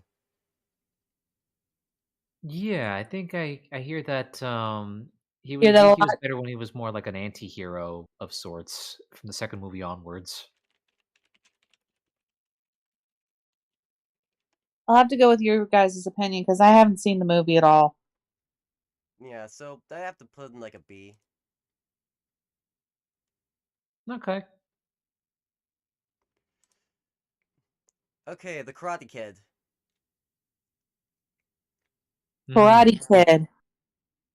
If you That's are a martial arts enthusiast, it's one of the quintessential movies you grew up on. One of the early yeah, ones you grew up on. yeah. And of course, they made that remake with little Bow Wow, I think, and Jackie Chan. Was it Bow Wow? I thought it It was was Jaden One of Smith. Will Smith's kids. Well, Um, I yeah, Jane Smith. yeah, maybe I was thinking of someone else, but Uh, we're talking about the classic Karate Kid, and Yeah, I guess the I've only seen bits and pieces, but I it's still a decent movie. yeah, I'd say it's pretty good. I plus I don't know, my heart warms every time I see Mr. Miyagi. Oh Yeah. yeah. He's definitely someone you want as a next door neighbor. Yeah. Definitely. I mean, it's so interesting to me that Pat Morita was actually more of a comedian back then, and his whole auditioning process was um, quite unconventional. I mean, there because initially there was a lot of pushback from people from the producers and the people when it was still in pre-production, wondering, I don't know if we have the right guy for this. Who's this Pat Morita? Isn't he a comedian? No, no, no, no, no, no. But that was until they saw his actual screen test and they thought he's perfect. Yeah. Wax on, wax off. Nice. Wax off. I mean, for me, it's definitely got to be somewhere within at least territory. Yeah, it's definitely an A territory. Yeah, definitely an A tier film.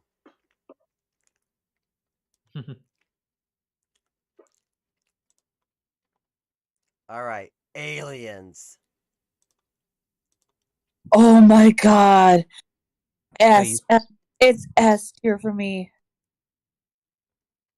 I Oh yeah. love Right. that movie Yes. so much. Oh. I absolutely love it. Whoa. I mean, the first two, Alien and Aliens, I think are the best. The character Ripley, my gosh. Ripley I is a badass. Yeah. I love, and they created like a really good type of alien monster for sci-fi horror with the xenomorph. Yeah. Even if Sorry. their even if their heads Just look strangely like a penis. I I think always that was almost the point, actually. actually it didn't look like that to me. It looked like more like those highlight scoops. Hmm. You Oh know, in the game. yeah. Yeah, you know, from highlight. Yeah. It looked like the highlight scoop, but even so, I mean, these things are intimidating Yeah, definitely.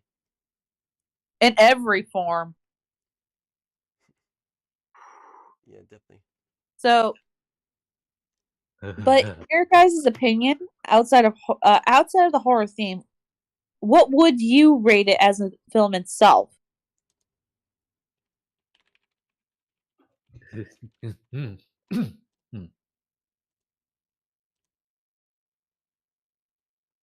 For me, it's borderline. It's got to be S tier for me because the acting is great. The pacing. There's no. I mean, there's no like general horror cliche to this. It is terrifying, Yeah, it is one of the and you've Alien got like one. Alien and Aliens are one of the few horror movies that will actually sit through, and because they really know how to do the horror thing and do it right. Exactly, and it doesn't go to any trope or cliche. I mean, when you see Ripley, she is taking charge. Hmm.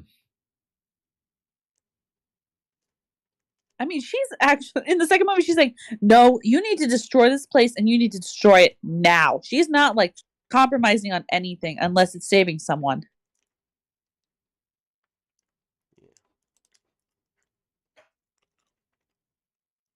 So yeah, I would definitely say it's an S for me. I can agree with that. Hmm. Also, hi Faith. Hi, Faith.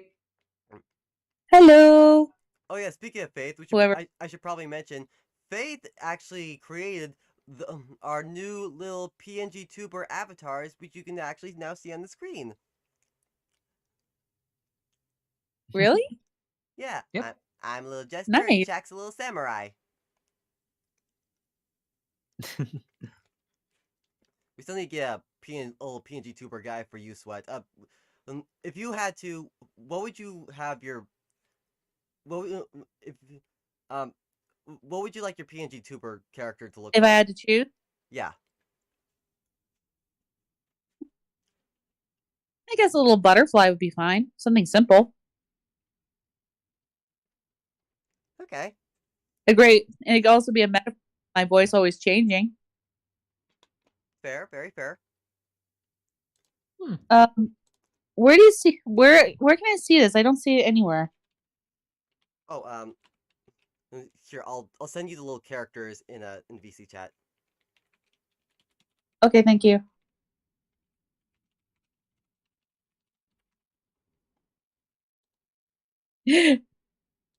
Hi, Eliza. I saw your comment.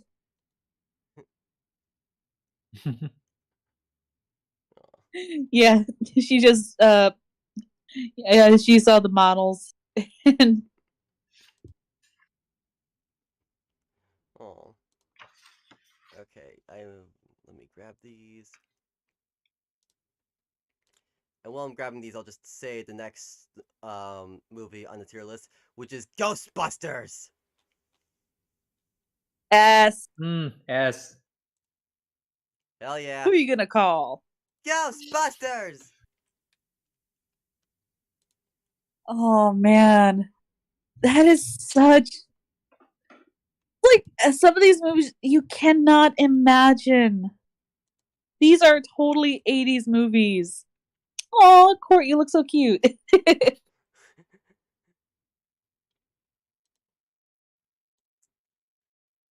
I think one of my favorite lines from this movie is definitely like, yeah, Chuck looks adorable. Actually, in my opinion, Jack looks like he belongs in DBZ. You do. You look like you belong in Dragon Ball Z.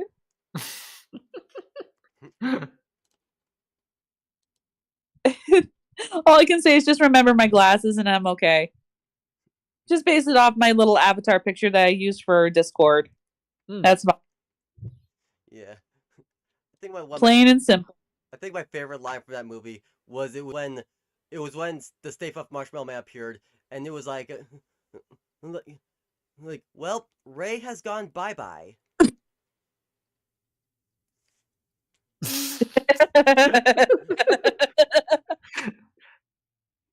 Oh man. Everything was fine until Dickless over here shut off the power. Is this true? Yes. This man has no dick.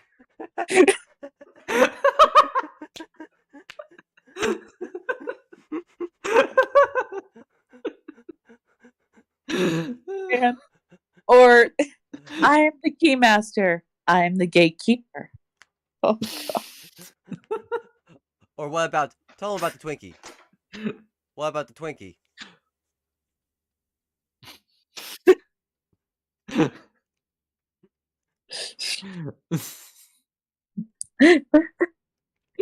Okay, can we all agree that Ghostbusters is an S tier? Oh, definitely. Hell yeah.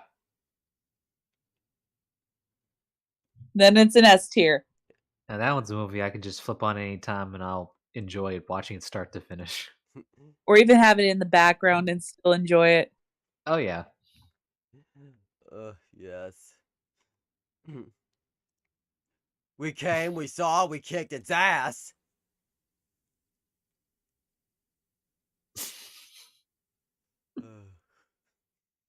Alright, next we got Blade Runner. Oh wow. Huh.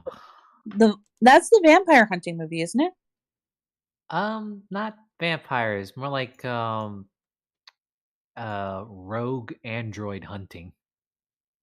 Oh. Yeah, Man. except they're called replicants. Um Yeah, I haven't seen it. I've heard of it. Haven't seen it. I'm a little ashamed to say that I saw a good portion of it, but then fell asleep, but still wanted to watch the sequel, Blade Runner 2049. That's okay still. Hmm. Yeah, Still, I I've mean, I still did enjoy it for what? Oh, sorry. I was just gonna say I've still yet to see it. Hmm.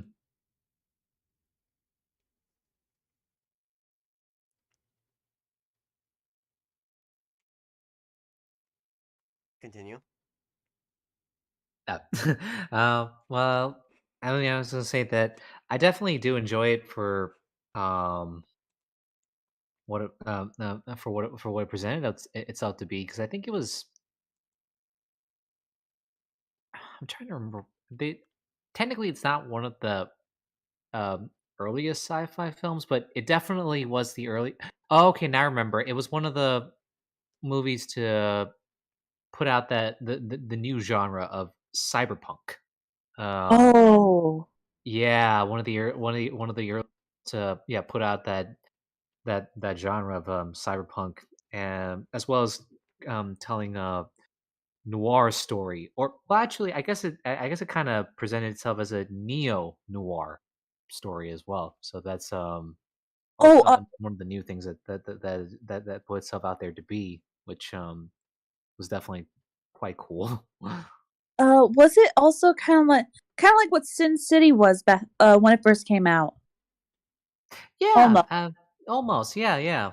Like a cyberpunk version of Sin City. Yeah, yeah. Yeah. Yeah. No, I definitely enjoyed the world and the concepts they put out there, even if it was a little kind of got a little scary and freaky at times. But it was really cool to me. So where would you place it?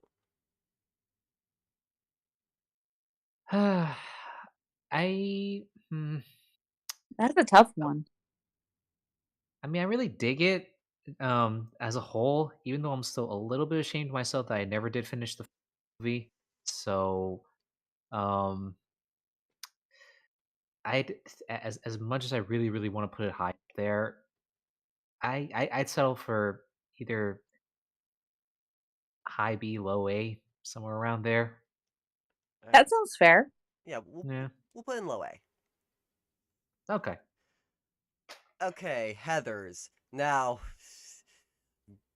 I have a confession to make. I am Hmm. only familiar with this through the Broadway musical. I have never actually seen the movie. Hmm. I haven't seen it either. I don't even know what it's about.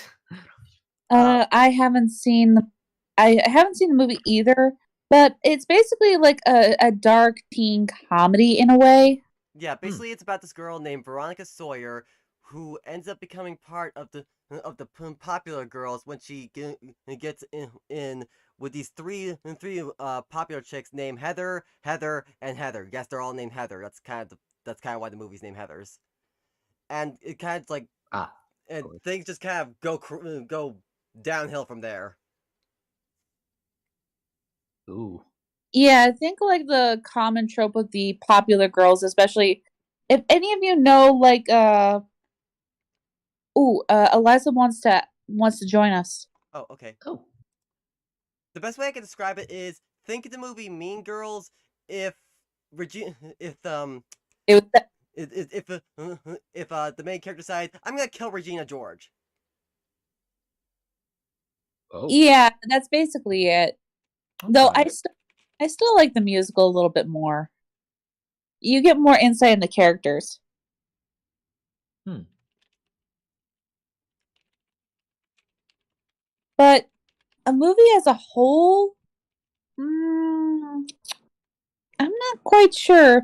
But I have to keep my opinion out because I haven't seen it. I mean, again, I only know it through the musical.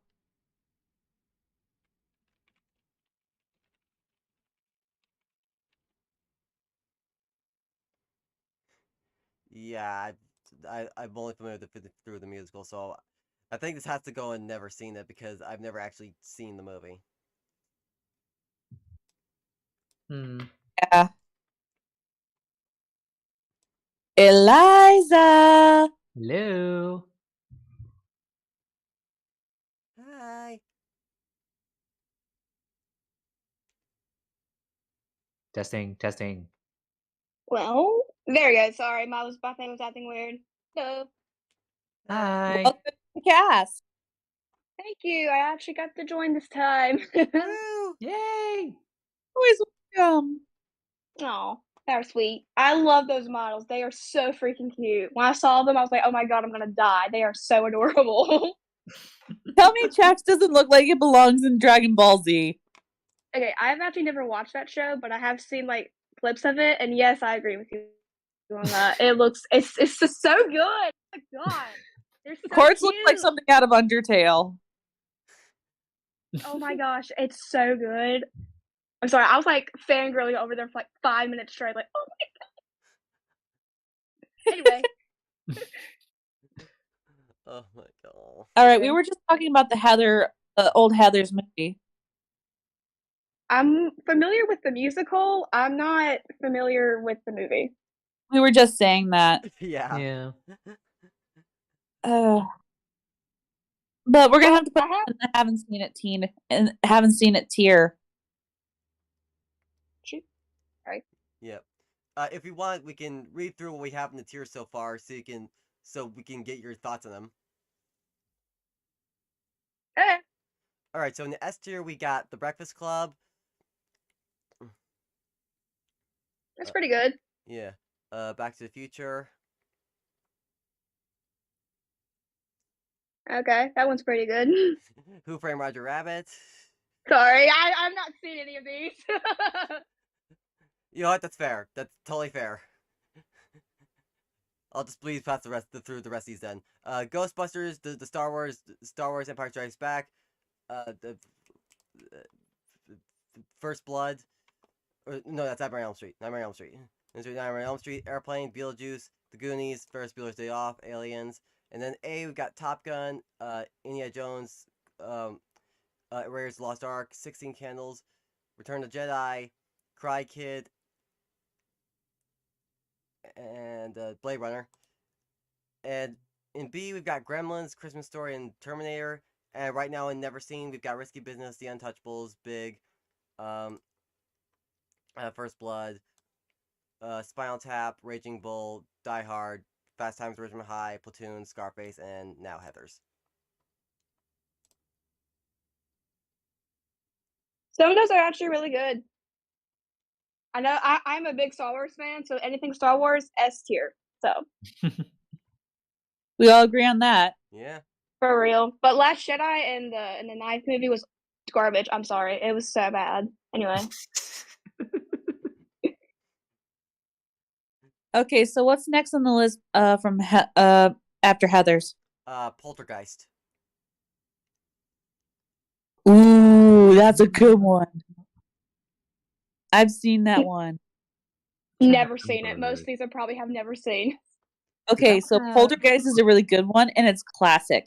It came with so the movie poster you've probably seen of the little girl in front of the TV screen. She slowly turns to you and goes, "They're here." Is that what that is? Oh my god, Yep. that used to terrify me. Oh, Yep, like, no, that's the absolutely movie. not. So basically, a family moves into a house. It's built on an Indian burial ground. A bunch of haunting happens. It's a really classic horror movie. I would have to put this high A. It's just been a long time since I've seen it, so I can't give an accurate description of it, but I definitely give it a high A.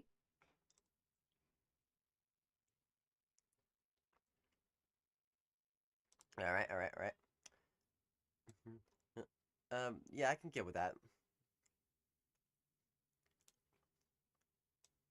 Yeah, right there. Okay, next one we have is Stand By Me. Ooh, I know this one. I love it. Um, This is the one where they find a dead body. It's not a horror. It's a coming of age right. story. Sweat, I feel like you know every single one of these movies. I'm gonna be quite honest with you. And not all of them. But this one was something my dad had me watch with him, my brother, and my mom. Nice. It is classic. The ending where they're all walking away and you hear like a monologue of like their lives. One of them going off to Vietnam, and how it ends with the main kid is typing this out as a memoir. It's really good. In fact, this was written by Stephen King. Huh? Yes, that's right. That man Yep. is terrifying. Oh my god, I can't watch Actually, any of his movies. you'd be surprised. He wrote not just horror, he wrote fantasy, he wrote drama. This was one of his more coming of age stories. In fact, he also wrote Shawshank Redemption. Yep. Really? I didn't know Yeah, that. it's part of his 4-season short stories. I've only known him for his horror stuff that he created. I didn't know he wrote fantasy. That's cool. Yeah, he did. He's a bit of everywhere. I mean, everyone associates him with horror, but he's done more than that. I gotcha. I didn't know that. Fun fact of the day, y'all. Anyway. Is that also the movie where that where that line that everybody likes to make fun of comes from? What was it? The real treasure was the friends we made along the way, or something. Yeah, I think that was it, or something like that. Yeah. So where are we putting this one? If I had to put it somewhere, it is a really good classic movie. I would definitely have to put it like high A. All right. Here, right there. All right. Now here's another classic. One of Steven Spielberg's finest, in my opinion. E.T. S. Yeah, Yes. definite S. Without hesitation, I guess. I don't know. E.T. is one of the most classic 80s movies. One of the most iconic, in fact. Yeah, I mean, it's also been saved in the National Film Registry. Yep. I feel so out of place. I know, like, none of these. That's okay. It's all right. I'm just A here for lot the of- ride. A lot of us here were either born in like the late 90s, like the early 90s, late 80s. I was Yeah. born in the early 2000s. So a lot of these, but that's still like relative. I was born in like the early 90s, so a lot of these movies were at least still somewhat popular at the time. Yeah. Yeah, I was born, like, in the early 2000s, so can't relate. Anyway. We're in the same age bank.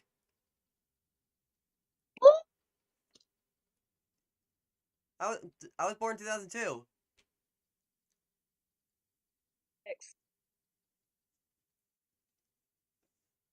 2006. Mm. All right, so I would make you like. All right, so Okay. Right, gain Yeah. seconds. The thing. The thing's next. ooh, this is a good one. This actually had one of the smartest moves in horror. So this is a really good shapeshifter horror movie. So it's part of what's called the body horror genre, but Yeah. in my opinion, it's one of the best because it's one of the few movies where the protagonists actually make smart decisions in trying to find the monster. Isn't that the movie where they're like on like a space station somewhere and like they shapeshift like to like different people? I think I've seen that one. I'm not sure. Close. It's not a space station. It's in the Arctic on Earth. Oh, got you. There's the 80s version, and then they did a remake in like the early 2010s, maybe. I can't remember. But the classic Yeah, they did. The Thing is really good in my opinion. So Yeah, I've it's seen the 80s version. It's really good. yeah. So I would definitely say it's like in the S tier, like next to Nightmare on Elm Street. All right. I've never seen it, so I wouldn't know, but I will take your word for it. Right next to Nightmare on Elm Street. All right, Caddyshack. Oh, that's a classic. Never seen it. I've only seen clips. Same. It's one of Rodney Dangerfield's best films, in my opinion. No, it had him in it. Yeah, my dad says the same. My dad's a Rodney Dangerfield fan. Yeah. I mean, the first Rodney Danger film I've ever seen was when he started as a dog. The dog. Oh, Yeah, he did an animated. Yeah, that's the one. Huh. You know, fun fact, he actually It kind was of actually really. fun fact, he actually kind of regrets doing that film. Oh. I still think the animation was good. Hmm. Yeah, it's honestly, Okay, but back on topic with Caddyshack. Court, have you seen it? yeah, I've seen it. Where would you rate it? Honestly, I think this is like a really funny movie. I'd say it's like a high A in my opinion. Okay, I'll agree with that. Hmm. All right. Next we got Indiana Jones: The Last Crusade. Ooh, S tier. End of story. Next. Yep, Okay, I'm sorry. I can get behind that. No, I agree too. It is so much better than the first one. Not to say that the first one is bad, but like this one knocks it out of the water. is this the one? Oh no, that's Ark of the Covenant. I'm trying to I remember. watched it. I grew up on the This is Indiana the Jones one- movies. This is the one where Indiana Jones goes searching for the Holy Grail. Oh, that one. It's so good. You must choose, but choose wisely. Oh my god. chose poorly. Oh, that is like. Okay, I agree. It's an S tier. Yeah. This is intolerable. Yay, one I actually know. All right. Next we have The Princess Bride. S. Oh my gosh. Yes, S. Oh, oh, I have heard of it. I have never seen it. oh, That's like my childhood right there. Eliza, you gotta see it. It's so good. We need to have a viewing party. Court, Jack, remember I was telling you that this is one of the movies that my parents will make any boyfriend or girlfriend watch? Hmm. I told you guys the story. Yes, I remember. Eliza, I'll tell you this really quick. In my household, there are certain movies that any of my boyfriend or girlfriends, or even one of my family members, sorry, I'm just getting so giddy about this. So if You're I ever fine. brought home a boyfriend or girlfriend, they would have to sit down and watch these movies with us. One of them is The Princess Bride. It's because I it's like, love that. yeah, Like they're pissed. Like, okay. well, not just, it's like a little initiation, but there's more movies. There's Oh Brother, Where Art Thou? There's Secondhand Lions and 13th Ooh, Warrior. I'm actually gonna, if I ever get like a partner one day, I'm gonna make them like to watch any musical that I like Just a List, Phantom of the Opera, Hamilton, Heather, Six, just all of it. That's your test. If you can sit through it, I'll date you. I probably It's just that it's just a little initiation. I probably Yeah, gotta do the let's continue. Dude, I love that. Yeah, I'll probably do the same, except with Disney movies. Like, you have to sit through every single Disney movie. Yes. Oh my So god, The Lion King. I Lion want King.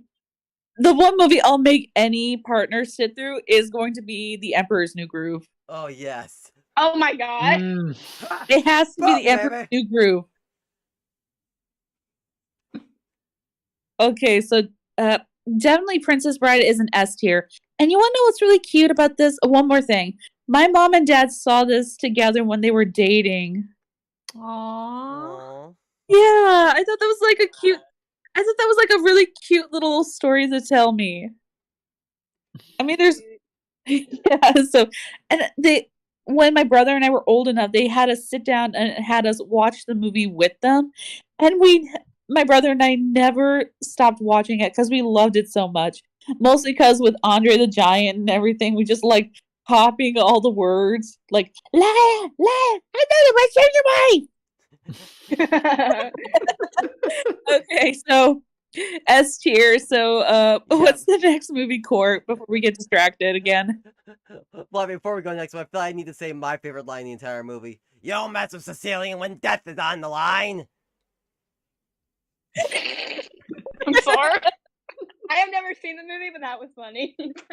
You have to see it. It's got Andre the Giant in it, and he's such a great person in the movie. Plus Wallace Shawn. Definitely watch it at some He's fucking point. great.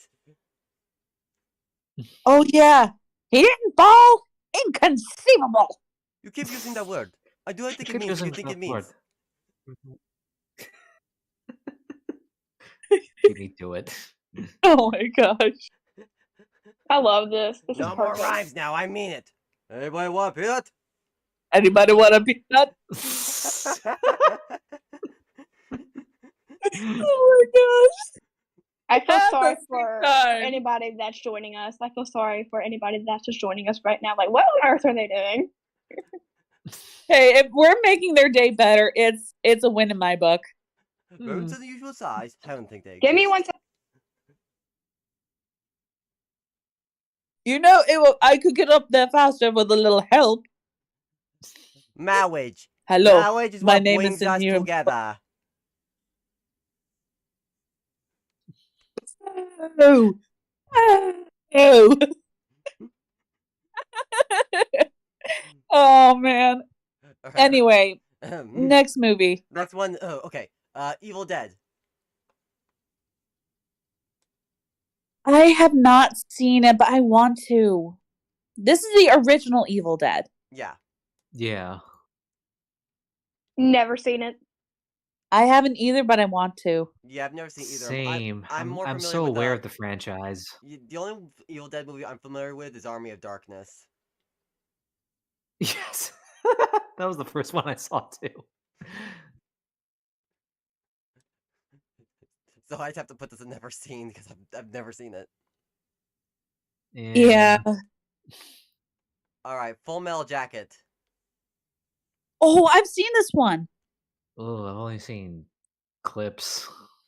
It Never is. seen it. It is intense. Now that's a My war brother. face. The scene that always makes me uncomfortable is what I think is called the red alert scene. Basically, one of the guys is like held down by a blanket, and everyone's beating him with soap in their socks. Oh, right. You know that's that just disturbing. apparently because he keeps getting them all in trouble. It's like supposed to toughen him up, but oh my god! And then he does, but he snaps. He snaps and kills the drill sergeant, then kills himself. Snitches do get stitches. Anyway. No, your major malfunction, numbnuts. And the guy playing the drill sergeant is an actual drill sergeant. They brought him in they brought him in as like a reference, but he was just so good at his part. They just said, you know, we're gonna put you in. You're gonna be acting in this. I love that. Yeah, and he actually had a show on the History Channel called Mail Call for a while. Oh yeah. And of course there was that rhyme, and I still remember this, and it kind of makes me laugh. He's got all of them marching around the room in like a shirt and their underwear. One of their hands is on their crotch and one's holding a gun. They're going, "This is my rifle, this is my gun, this is for fighting, this is for fun." Oh yeah. Yeah, I remember that. Oh my god. That's funny. Yeah. But for acting and everything in general, it was really impressive. It hit hard from the scenes that I've seen. So where would you put I would definitely put the S tier for acting and overall theme of the movie. It is a war movie taking place in Vietnam. It is intense. I love war movies. So definitely it's an S tier. It's graphic, but in a good way. All right. I'm thinking that the final two on this tier list are both Stanley Kubrick movies because immediately following that we have The Shining. Ooh, that's a good one. That's an tier. I've seen clips. It's really good. S tier, definitely. I've seen the whole movie. I could put it in S tier, appreciating for as a different type of horror than what I've been. I think it's than what I grew up to that point. Yeah, it's more of a psychological horror. Yeah, exactly. I think that was like the start of psychological and paranormal horror. Red. I think that's when they started. Red rum, red rum. Come play with us. Red rum. Come play with us. You'll have fun. I'm having nightmares tonight. Anyway, Here's Anyone wants- Johnny. Ever. Yeah, that movie had like a lot of classic scenes, and some of them are so quotable and memorable. and not to mention like the most iconic memes on the internet. Of I've seen so course. many memes from The Shining. It's so good. Yeah. Okay, so what's the last movie? Oh, that is the last movie. The Shining's the last movie on the tier list. Oh, I thought we had two. No, yeah. I was Didn't you talking say you had? I was talking about The Shining and Full Metal Jacket. Oh, okay. Oh, that makes sense. We're talking about as the final two. Okay, yeah.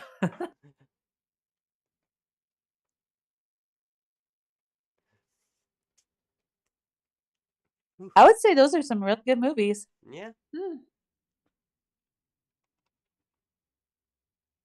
And speaking of movies, remember I was mentioning the movies that my family would watch, like the secondhand lines and everything. Uh-huh. Yeah.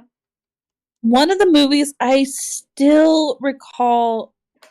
So my dad called my brother and I down to the living room one day. He said, "Sit down, we're gonna watch this movie."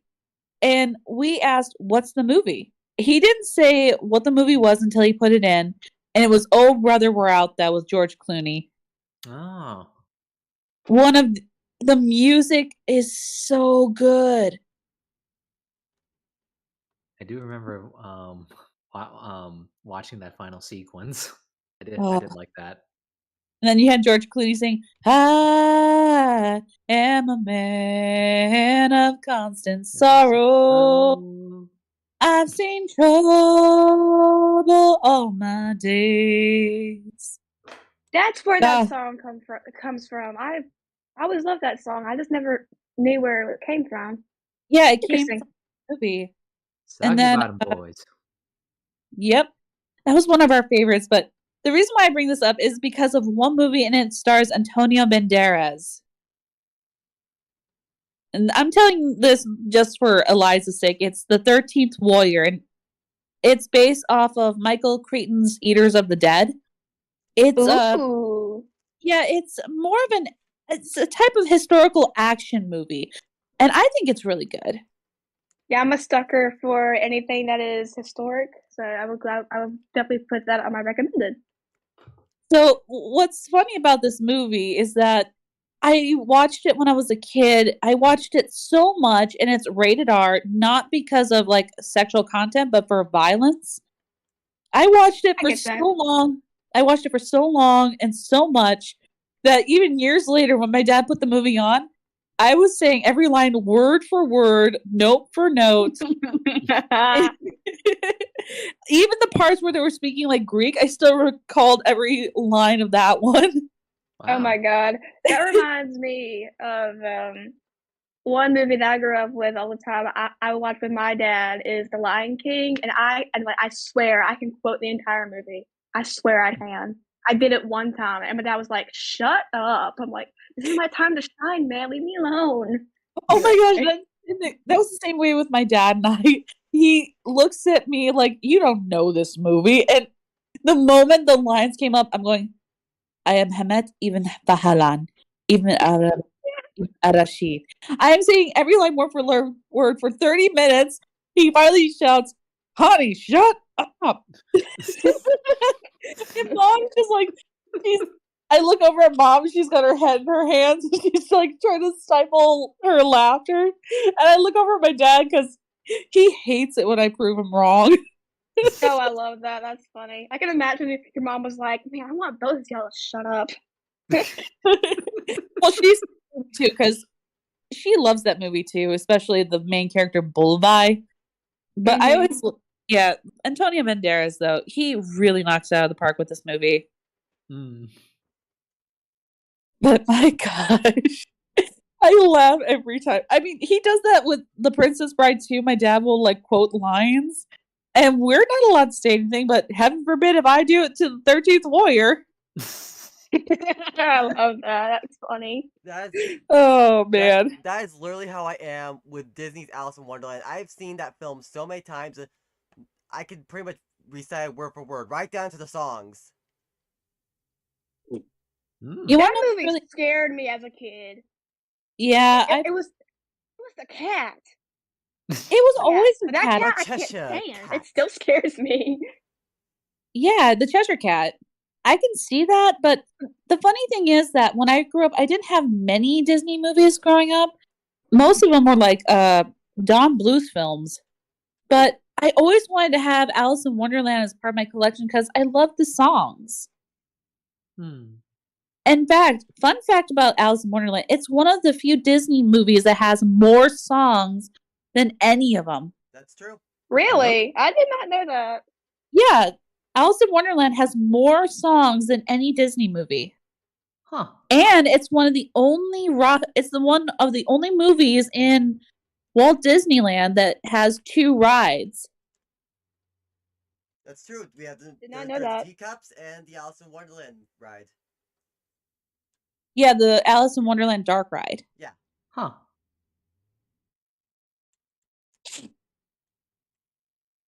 In fact, Walt Disney was so in love with Alice in Wonderland, he wanted to turn it into a movie for so long, but never had the chance to. Alice in Wonderland by Disney was one of the first TV films, actually. Wow. TV films. Yeah, it didn't do well in the theaters, but I think someone mentioned to Disney, why not put it on television? Because at the time, TV was becoming popular, and that's how Alice became so popular, is that it was one of the first films to be put on television. Huh. I I did think not know this. Yeah, I think I'm remembering it right, because I think it was on 107 Facts about it. Hmm. I never Yeah. did a Disney movie. Oh, sorry. Yeah, actually, if you look at a lot of Walt Disney's earlier works, you can see a lot of Alice in Wonderland references. I did not know that. I thought the only thing that he adored about his franchise was Mickey Mouse. No, he loved Alice in Wonderland mostly because of the story of it. In fact, his earlier works before Mickey actually involved like themes of Alice in Wonderland. Did not know that.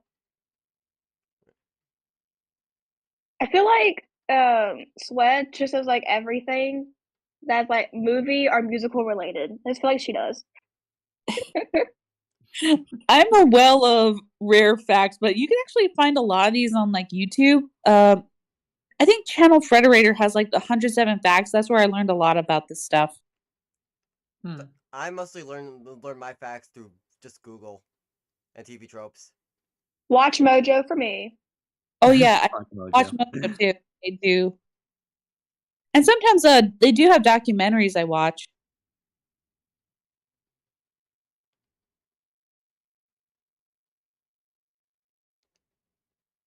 Awkward silence. I know, I don't like it. I was just I thought we were all just trying to account for the lag.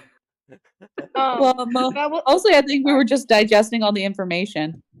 Yeah, I think my brain is like slowly just like push down all this stuff I'm learning. Like write that down. How am I supposed to remember this stuff? Like, I don't know. Figure it out. It has got to be on the test. Oh man, did any of you see? I think I showed you chat or I sent you that video link of the Game Grumps going to Disneyland.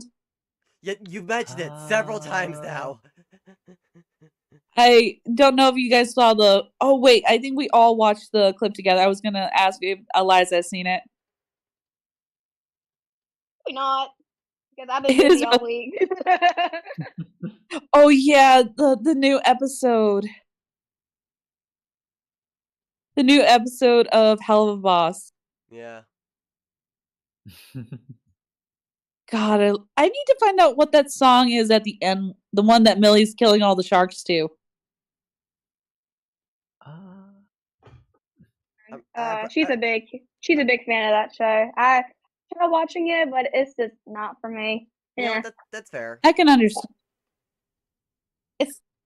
I know a lot of people hype it, but it's not. I can agree that it's not to everyone's taste.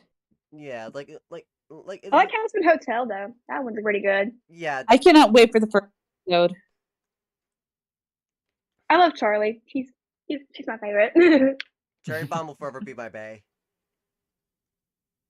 Oh my Angel god, Dust. Jester. What was that? I will love Angel Dust and Baggy, but oh my gosh, it's just like I love all the characters. Husk especially because he's a mood. He's not a character. He's a mood. We can all agree on that, right? Yeah. Which character? Husk. Husk. Huska! Oh yeah, definitely a mood. Definitely a mood. I love it when he shows up like, what? Whoa! You! You're about to win the biggest pot! Ah, what do you want this time? Ah, Huska, That's a my mood. good friend. What do you want this time? My Like, friend. that is just a mood. Yeah. Another character that I like is the radio demon Alistair. I think that's his name. It's been a while since I've seen Yeah, this episode. Alistair. Yep, Alice, Alistair. pleasure to meet you. We are quite a pleasure. I love the song he sings. It's really catchy. Oh, yeah. Yeah. Vizzy knows how to put, like, some good music in there. Oh yes. If I wanted to hurt anyone here, I would have done so already. From Hell of a Boss, I love Fizzarali. I mean, you got Alex Brightman voicing him. I know. I've heard the House of Asmodeus song. It's really good. The House of Asmodeus. I love that song. So good. Yeah. Did you hear Anna Pansu's version? Oh yeah, she did that with what's her name?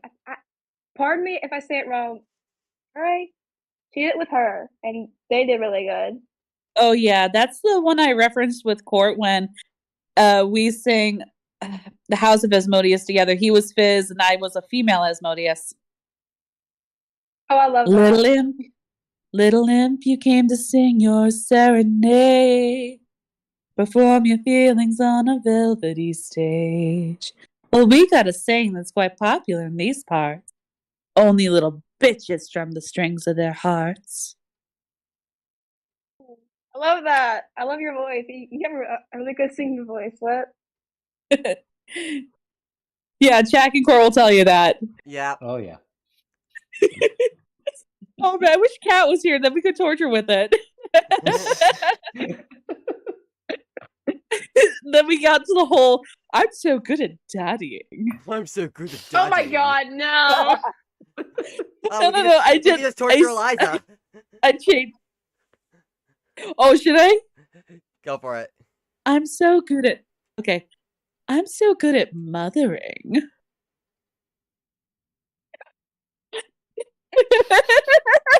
Funniest crap I've ever heard all day.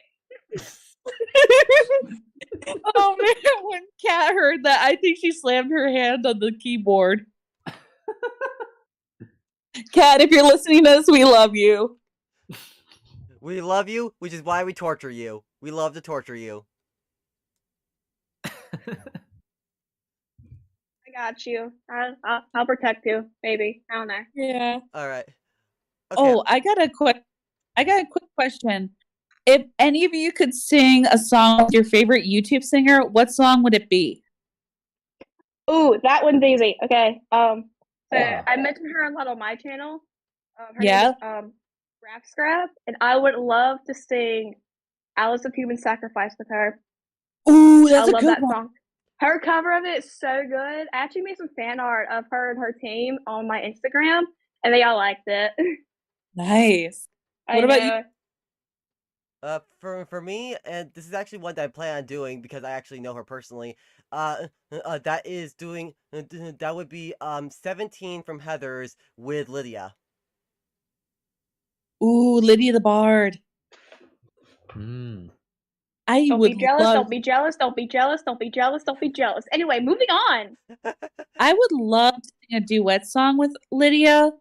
I would love to sing "Why Don't You Do Right" from Who Framed Roger Rabbit with her. Song I would love to do. I also did it on my channel as well, is The Plagues from the Prince of Egypt. I would love that's to a do good that one. with her. Once I called you brother, Once I thought a chance to make you laugh was was all I ever all I ever wanted. wanted. I love that song. Oh, I send yeah. the thunder from the sky. I send the fire raining down.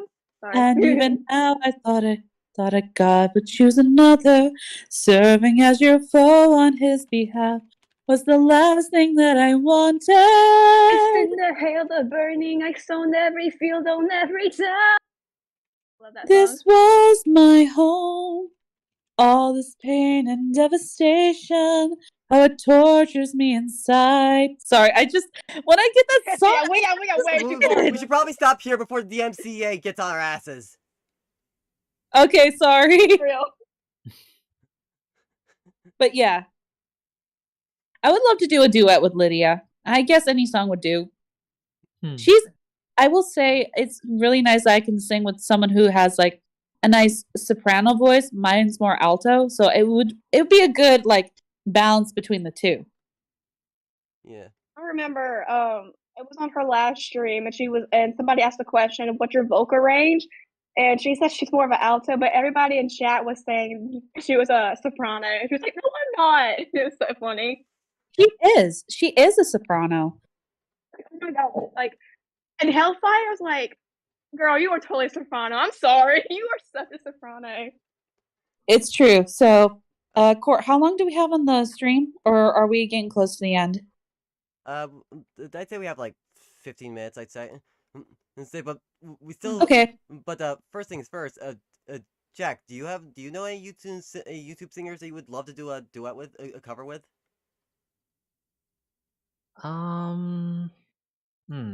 Thinking here. Well, I mean, it's out of my league, but I don't know. I'm a big fan of Amelie. I've always loved her Ooh, covers. yeah.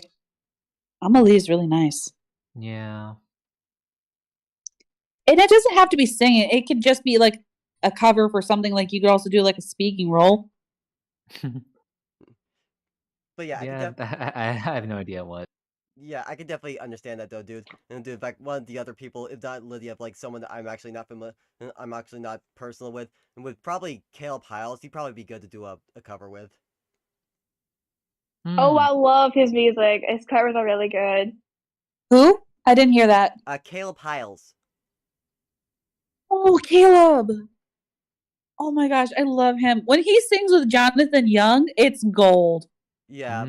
Though I think that and when he sings with Anna. Yeah. Oh my god, they're so good together. I think he's at the point now though where Oh he's too big to ever sing with a lowly YouTuber like I. It's okay. I'm there with you too, buddy. I'm not even on YouTube. Unless you count this. Love you. I'm counting it. All right. So what I think that's a good way of finishing up the stream. How about you quiz? Oh, you quiz. Yeah. Put it in the chat. What is your inner stuffed toy? Inner stuffed toy. Oh, I like the little. This is really fun. We did this in the last one. Yeah. What's my name gonna be this time? Lotso Huggin Jester. Beanie Baby. Bread. Oh no, Beanie. I'm gonna be Beanie Babe. What was that, Liza? I have no idea what this is. So what is this? Sorry. This is basically. It's a you quiz, basically. It's sorry, basically Court, a go website ahead. where people make their own quizzes and we like fill them out. And there's some really funny ones out there. The ones we did last time was like, what chair are you? What kind of whiteboard marker are you? And we will assign you a fruit.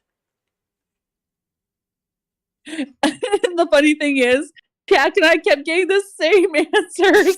It's true. That's funny. Okay.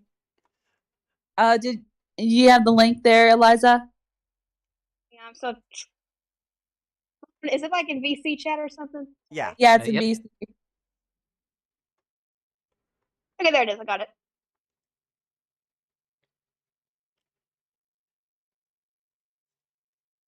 It helps if you say your answers out loud, considering not all of it, considering we're the people aren't even seeing my screen, let alone everyone else's. Yeah. Oh, I got the perfect one. I used to grow up with this. Pick a childhood memory. I already got mine. Oh, watching cartoons. Yeah, I got mine. Yeah, I gotta go with watching cartoons. Yeah, that's mine. Yep, That's watching the cartoons on Saturday closest I morning, got. eating cereal. Oh, just getting up really Oh early. my gosh, yes. Me and my brother will always watch Clone Wars together every single Saturday. Which one? It was sick. What was Star that? Wars: The Clone Wars. Oh, that one? My Saturday Right. morning cartoons were like Science Core, Recess, like all those old classics. For me, it Mine was was kind Pokemon and X-Men Evolution. of mostly Looney Tunes and Tom and Jerry for me. Yeah, a lot of that. Yes. Oh my gosh. My family has like the entire like Looney Tunes series like on DVD. We always used to watch those together. Badass. Good vibes. Okay, pick a comforting smell. Ooh, fresh Hmm. bread. Oh yes, fresh brownies. There is Fresh no. laundry for me. Lemongrass for me. Hmm. It's a tie thing. Okay, I getcha. pick a bed. Pick a bed to fall asleep on. I've Ooh. always wanted to sleep on a waterbed. I could never get comfortable on those. I tried once. I could never get comfortable. Oh, this sounds good. A twin bed piled high with soft duvets and comfy pillows. I want that, please.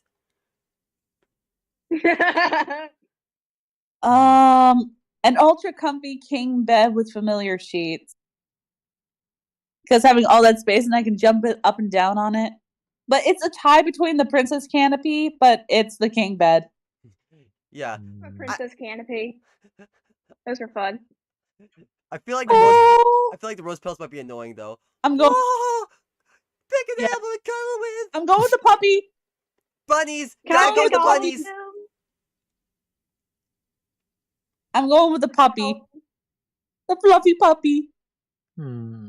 Those bunnies. kitty. The kitty's cute. Okay.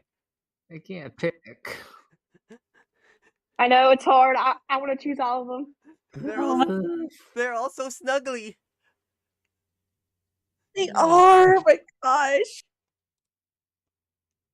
All right. Cuteness, y'all. Okay. It was cuteness. Pick a warm drink. Green tea for me. That's my go-to. Hot chocolate. I can't decide between. I literally. I can't decide.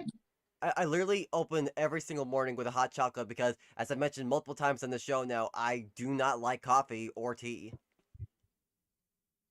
I can understand. I can't decide between a cappuccino or hot chocolate. I mean, especially if chocolate it's for this. Yeah. I mean, both are good. I'm just gonna go with hot chocolate, especially if it has marshmallows. Yeah. Oh, actually, now I think about hot apple cider is Marshmallows also with hot really chocolate good. is such a vibe. But Have any of you had like the hot chocolate bombs? Had the what? Hot chocolate bombs. You know those round domes that you pour hot milk over and it turns into instant hot chocolate? Oh my god! It's got like the marshmallow. It is funny you mentioned that because I actually No, tried one never of had those that. the other day. It was this heart-shaped one that my mom got, and the idea was once you pour warm milk out of it, it'll melt into the milk, and marshmallows come out, and it actually did. It was so good. Yeah, I actually got one of those. It's a salted caramel one, and I got it for as a Christmas gift. They got really popular around Christmas. All right.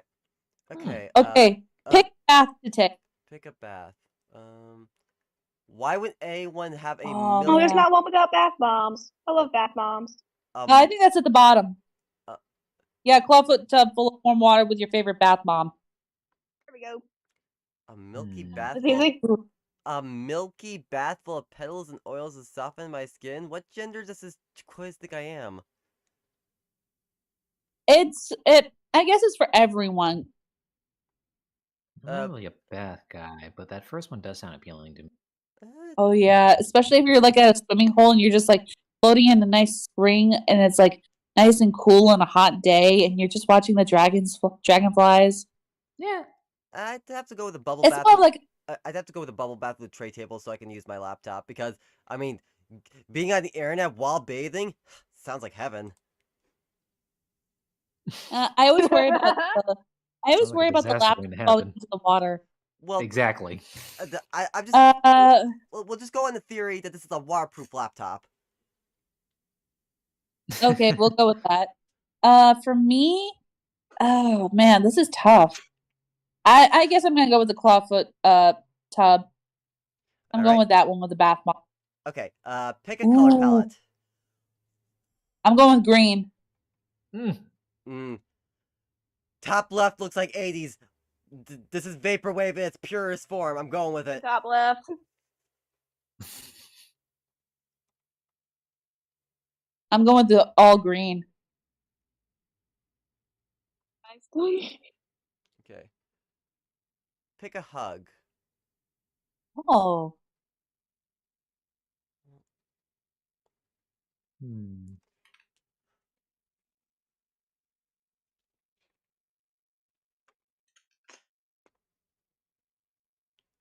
Oh, these are old. ooh, a tight hug from an old friend. Mm, I like the tight hug from an old friend you haven't seen in a while because those are the best. mm. These are Oh honestly my pretty gosh, yes. romantic. Like I've seen like those like videos online. It was like after COVID, and these two friends had to see each other after like 2 years, and it was so cool. Oh yeah, I've seen a whole video like that where people haven't seen each other in so long. It's just like Mhm. so. It's a mix between like that tight bear hug, and the long hug with your best friend. It's a For mix of those. real. Top. Uh, I kind of want to go with a long hug with your best friend where you're talking to their shoulder because like that feels like that seems like the best hug for me. It does sound nice. Yeah. I'm going with the family member. I miss certain people right now. Aw. Yeah, I feel that. It's okay. pick a holiday. Uh, Ooh, a cabin. My grandfather actually has a cabin and cattle as well. Going with Ooh, that one. that is nice. Yeah, he recently had a baby calf that was born. It's so cute. Aw. Yeah, I'm gonna go with that one. For some I'm reason, good. well, I like where it's not too busy, but you can still go somewhere to have like a bite to eat. But just being out in like a nice secluded place where you don't have to worry about noise just sounds so nice. Yeah. For And you real. get to pet, and you I can pet remember sorry.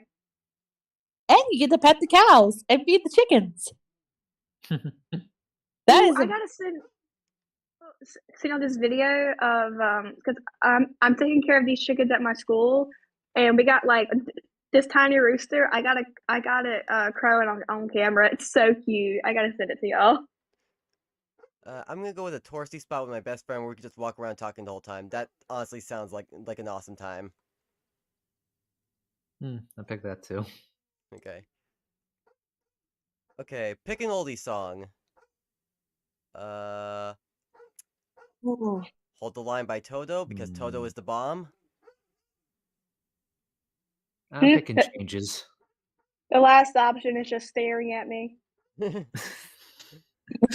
Yeah. And that's I'm gonna okay. go- Yeah, same. Pick a pick a theme to pick a theme party to throw. Decades, 80s, 90s, Cowboys, etc. baby, yeehaw! That is for me. Ooh, masquerade. Oh, Masquerade was on there, did gummit. Yeah, masquerade was on there. Yeah, did gummit was so close.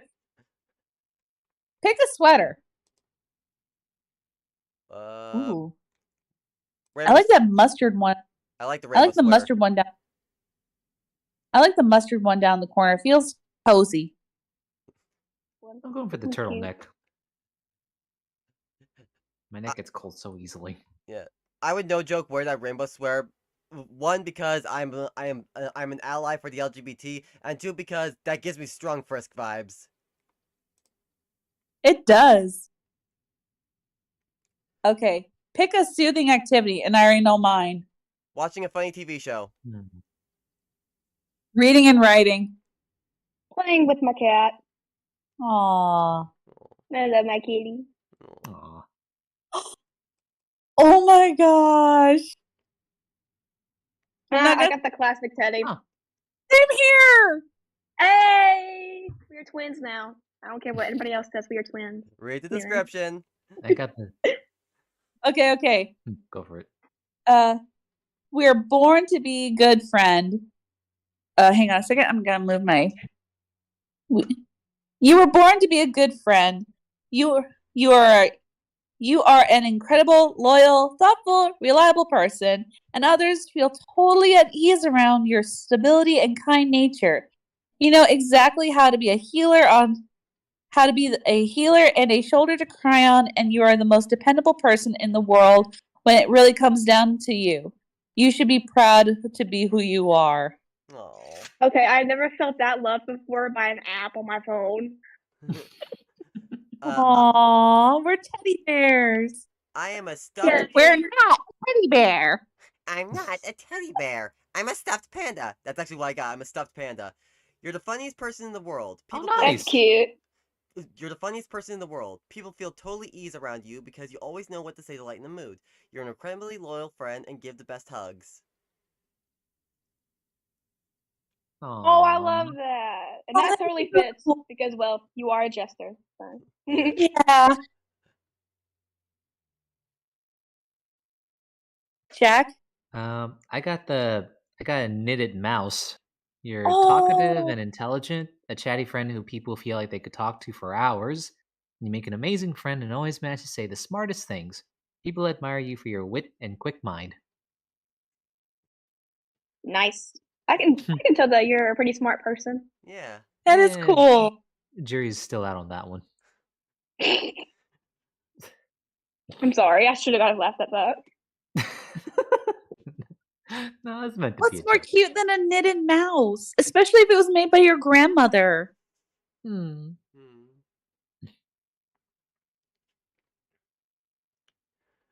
Alright, and with that, we have just about run out of time.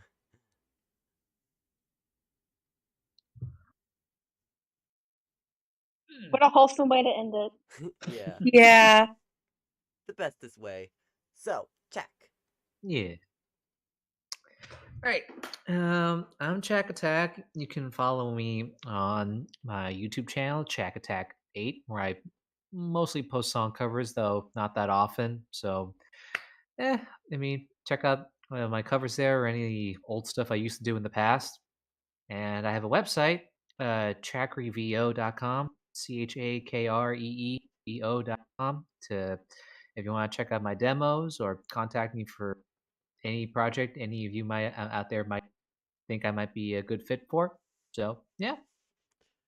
Alright, hey, I'm the Court Jester. You can find me at Court Jester VA on Twitter, Instagram, and Twitch. I don't really stream on Twitch anymore, as you could probably imagine. We're doing things on YouTube now, but, if you want to see any of the old Twitch streams I've done, I have compiled every single stream on there into very long highlights, because, yeah, so, and you can also find my company, Court Jester Productions, on YouTube. That's Court Space Jester Space Productions, and on Twitter at Jester Cartoons. We primarily make animated shows, though production's currently on hold at the moment. I'm currently working on trying to get funds. So if anyone wants to help out with that, I do have a Patreon, which you can find on my Twitter or my YouTube, or the company's Twitter and YouTube. But yeah, we make some great stuff. Check us out.